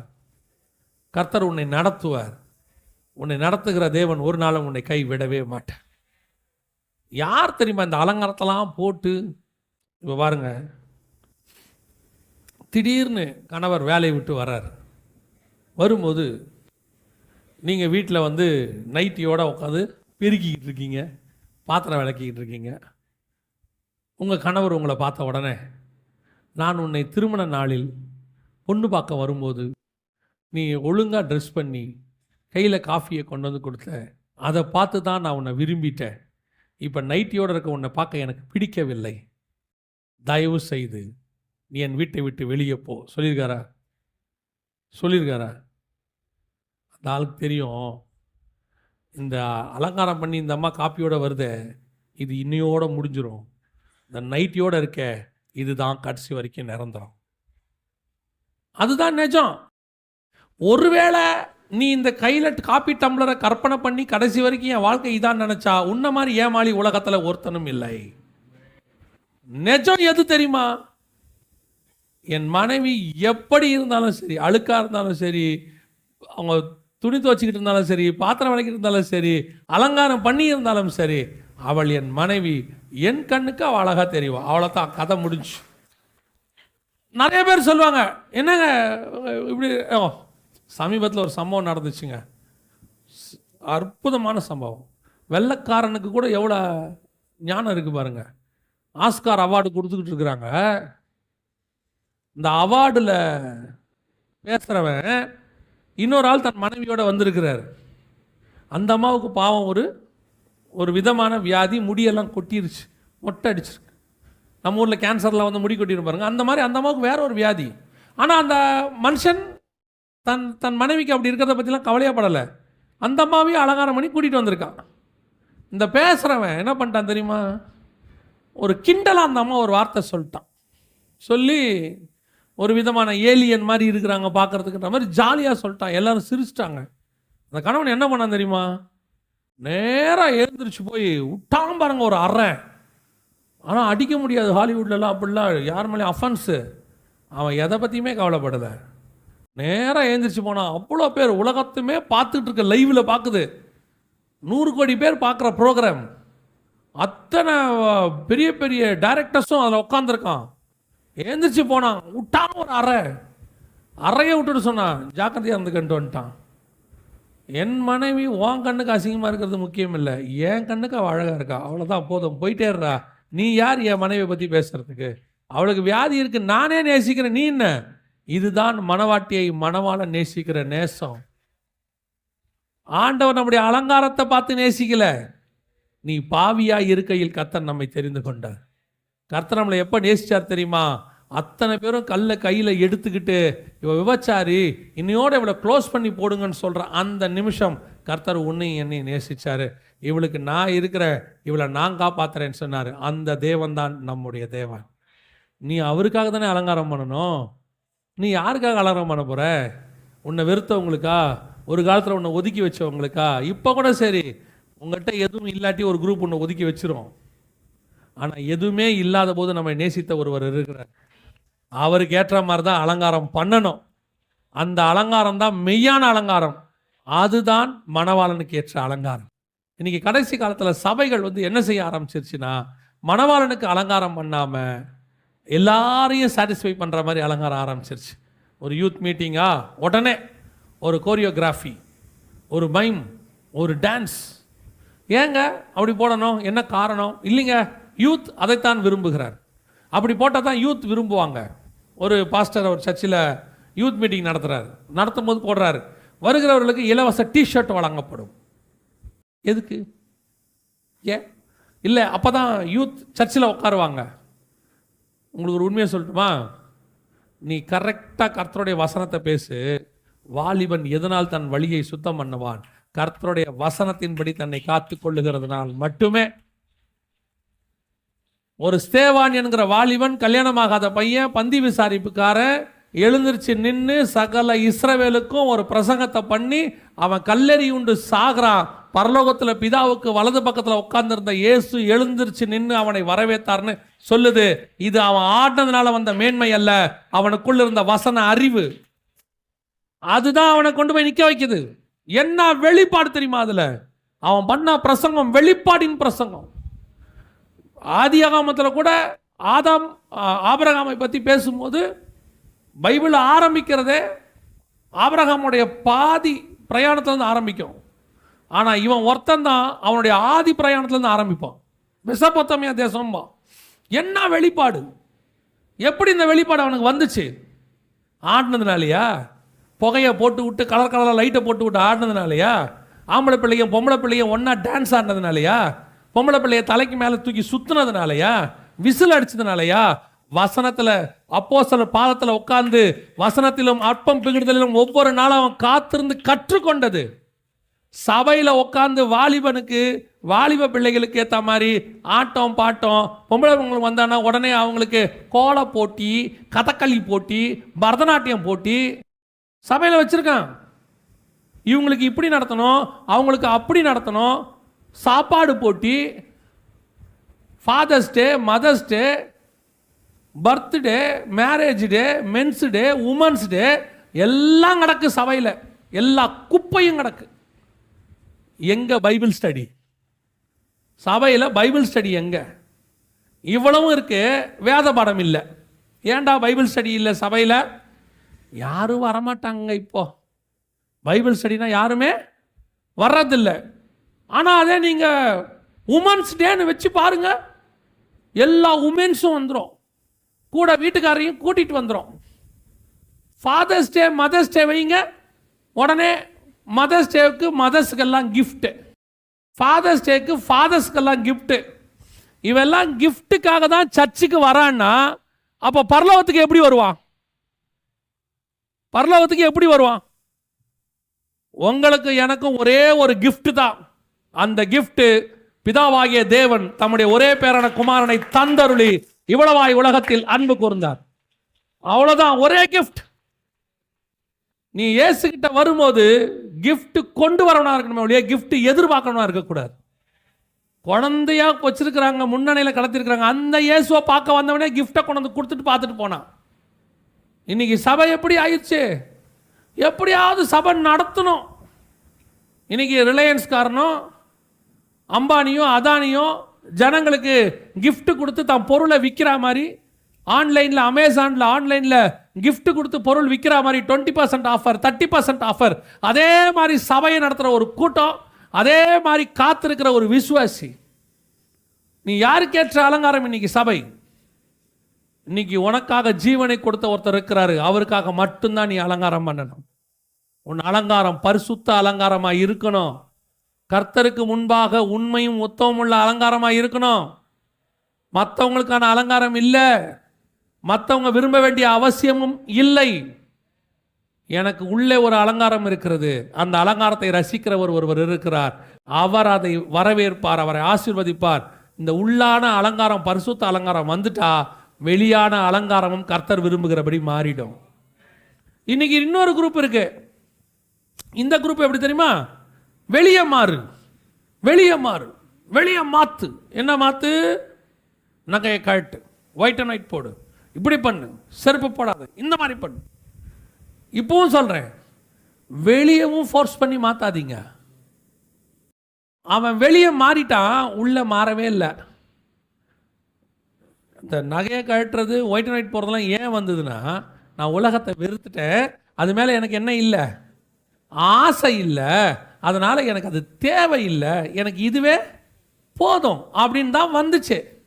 அதனால் என்ன பண்ணிட்டாங்கன்னா, எல்லாத்தையும் கொண்டு போய் அப்போஸ்தலர் பாதத்தில் வச்சுட்டு, இதுக்கு மேலே எனக்கு இது வேண்டாம்.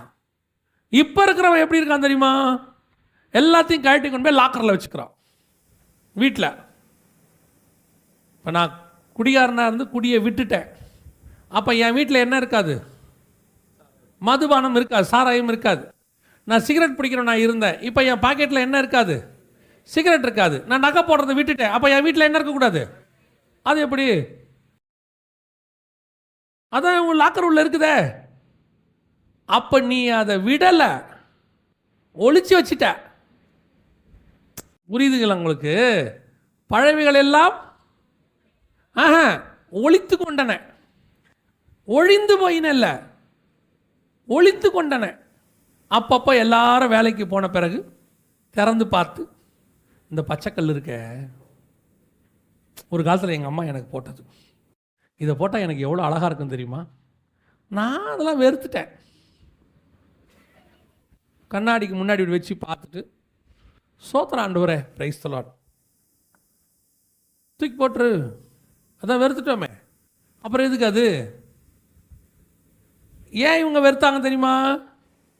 சர்ச்சில் ஃபோர்ஸ் போட்டால் உனக்கு ஞானஸ்தானம் கிடையாது, போட்டால் உனக்கு கம்யூனியன் கிடைக்காது, போட்டால் உன்னை தப்பாக பேசுவாங்க, பாஸ்டர் மனைவி நீ கண்டிப்பாக போடக்கூடாது, பாஸ்டர் மக நீ போட்டுக்கலாம். இப்போ ஒரு டினாமினேஷனில் அப்படி ஒரு அறிவுபூர்வமான பரலோகத்தினுடைய திட்டம் ஒன்று உருவாக்கப்பட்டிருக்கு. பாஸ்டர் மனைவி நகை போடக்கூடாது, ஏன்னா அது பாவம். பாஸ்டர் மக போட்டுக்கலாம், ஏன்னா அது பரிசுத்தம். உங்களுக்கு தெரியுமா? அப்படி புதுசாக வந்திருக்கு. இன்னும் என்னென்னத்தை கொண்டு வருவாங்கன்னே தெரியல. ஏசுநாதர் சீக்கிரம் வந்துட்டால் நமக்கு நல்லது. இல்லைன்னா நம்மளே இப்போ கூடுமானால் தெரிந்து கொள்ளப்பட்டவர்களையும் வஞ்சிக்கிற காலம் மாதிரி ஒரு பக்கம் நகையை போட்டுட்டு ஒரு பக்கம் போடாமல் வருவான். கேட்டால் சொல்லுவான், இது உனக்கு, இது எனக்கு. லூசு பயலும். இன்னைக்கு கடைசி காலத்தில் சபையை நாசம் பண்ற ஒரு கூட்டம். நான் என்ன சொல்றேன், அவன் கழட்டுறானா கர்த்தர் சொல்லட்டும், கழட்டட்டும். அவன் கழட்டுறவன் கர்த்தர் சொல்லி கழட்டினா உள்ளேயும் கழட்டுவான், உள்ளேயும் கழட்டிடுவான். ஆசையே வராது, அது மேலே எண்ணமே வராது. நீ ஃபோர்ஸ் பண்ணி இந்த பக்கம் இப்படி ஒன்று இப்படி போகுது, சும்மா நடிகைகளை மாதிரி அலங்காரம் போட்டு சபைக்கு வருது பாருங்க. ஒரு வயலும் ஆராதிக்கிறதே இல்லை, ஒரு அம்மாவும் ஆராதிக்கிறது இல்லை. அந்த அம்மா போட்டு வர புடவையை பார்த்து இப்படி கையை உயர்த்தி கேட்குது, எங்கே எடுத்தீங்க? நல்லா இருக்குது, சோத்திரம், பிரைஸ் தி லார்ட், ஹல்லேலூயா. இது மாதிரி தான் நானும் தேடி பார்த்தேன், கிடைக்கல. எங்கே போத்தீசா? சோத்திரம் சோத்திரம் சோத்திரம். ஜெயச்சந்திரன் கூட இல்லையே சோத்திரம்.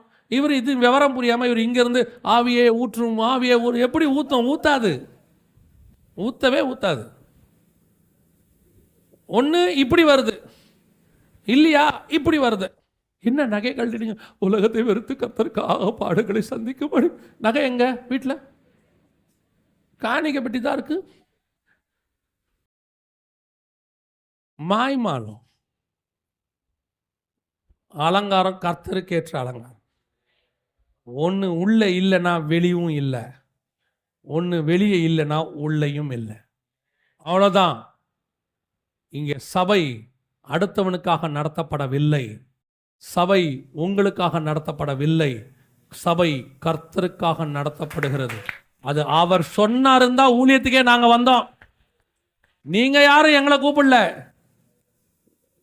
அதாவது யாக்கோபாவது சொன்னா, நான் கோலும் கையுமா யோர்தானை கடந்தேன்னு.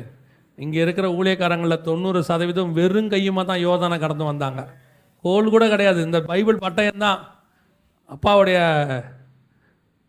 அந்த சாட்சியை என் லைஃப்பில் மறக்க மாட்டேன். அவர் ஒரு கூட்டத்தை முடித்த பிறகு போன தடவை வந்தபோது கூப்பிட்டாரு, இங்கே வாங்க அப்படின்னாரு. கூப்பிட்டு உட்கார வச்சு இப்படி தோளில் கை போட்டு சொன்னார், ரொம்ப நல்லா பேசுனீங்கன்ட்டு. அவர் அந்த கடற்கரை மணலில் அம்மாவோட நடந்து போன சாட்சியை சொன்னார்.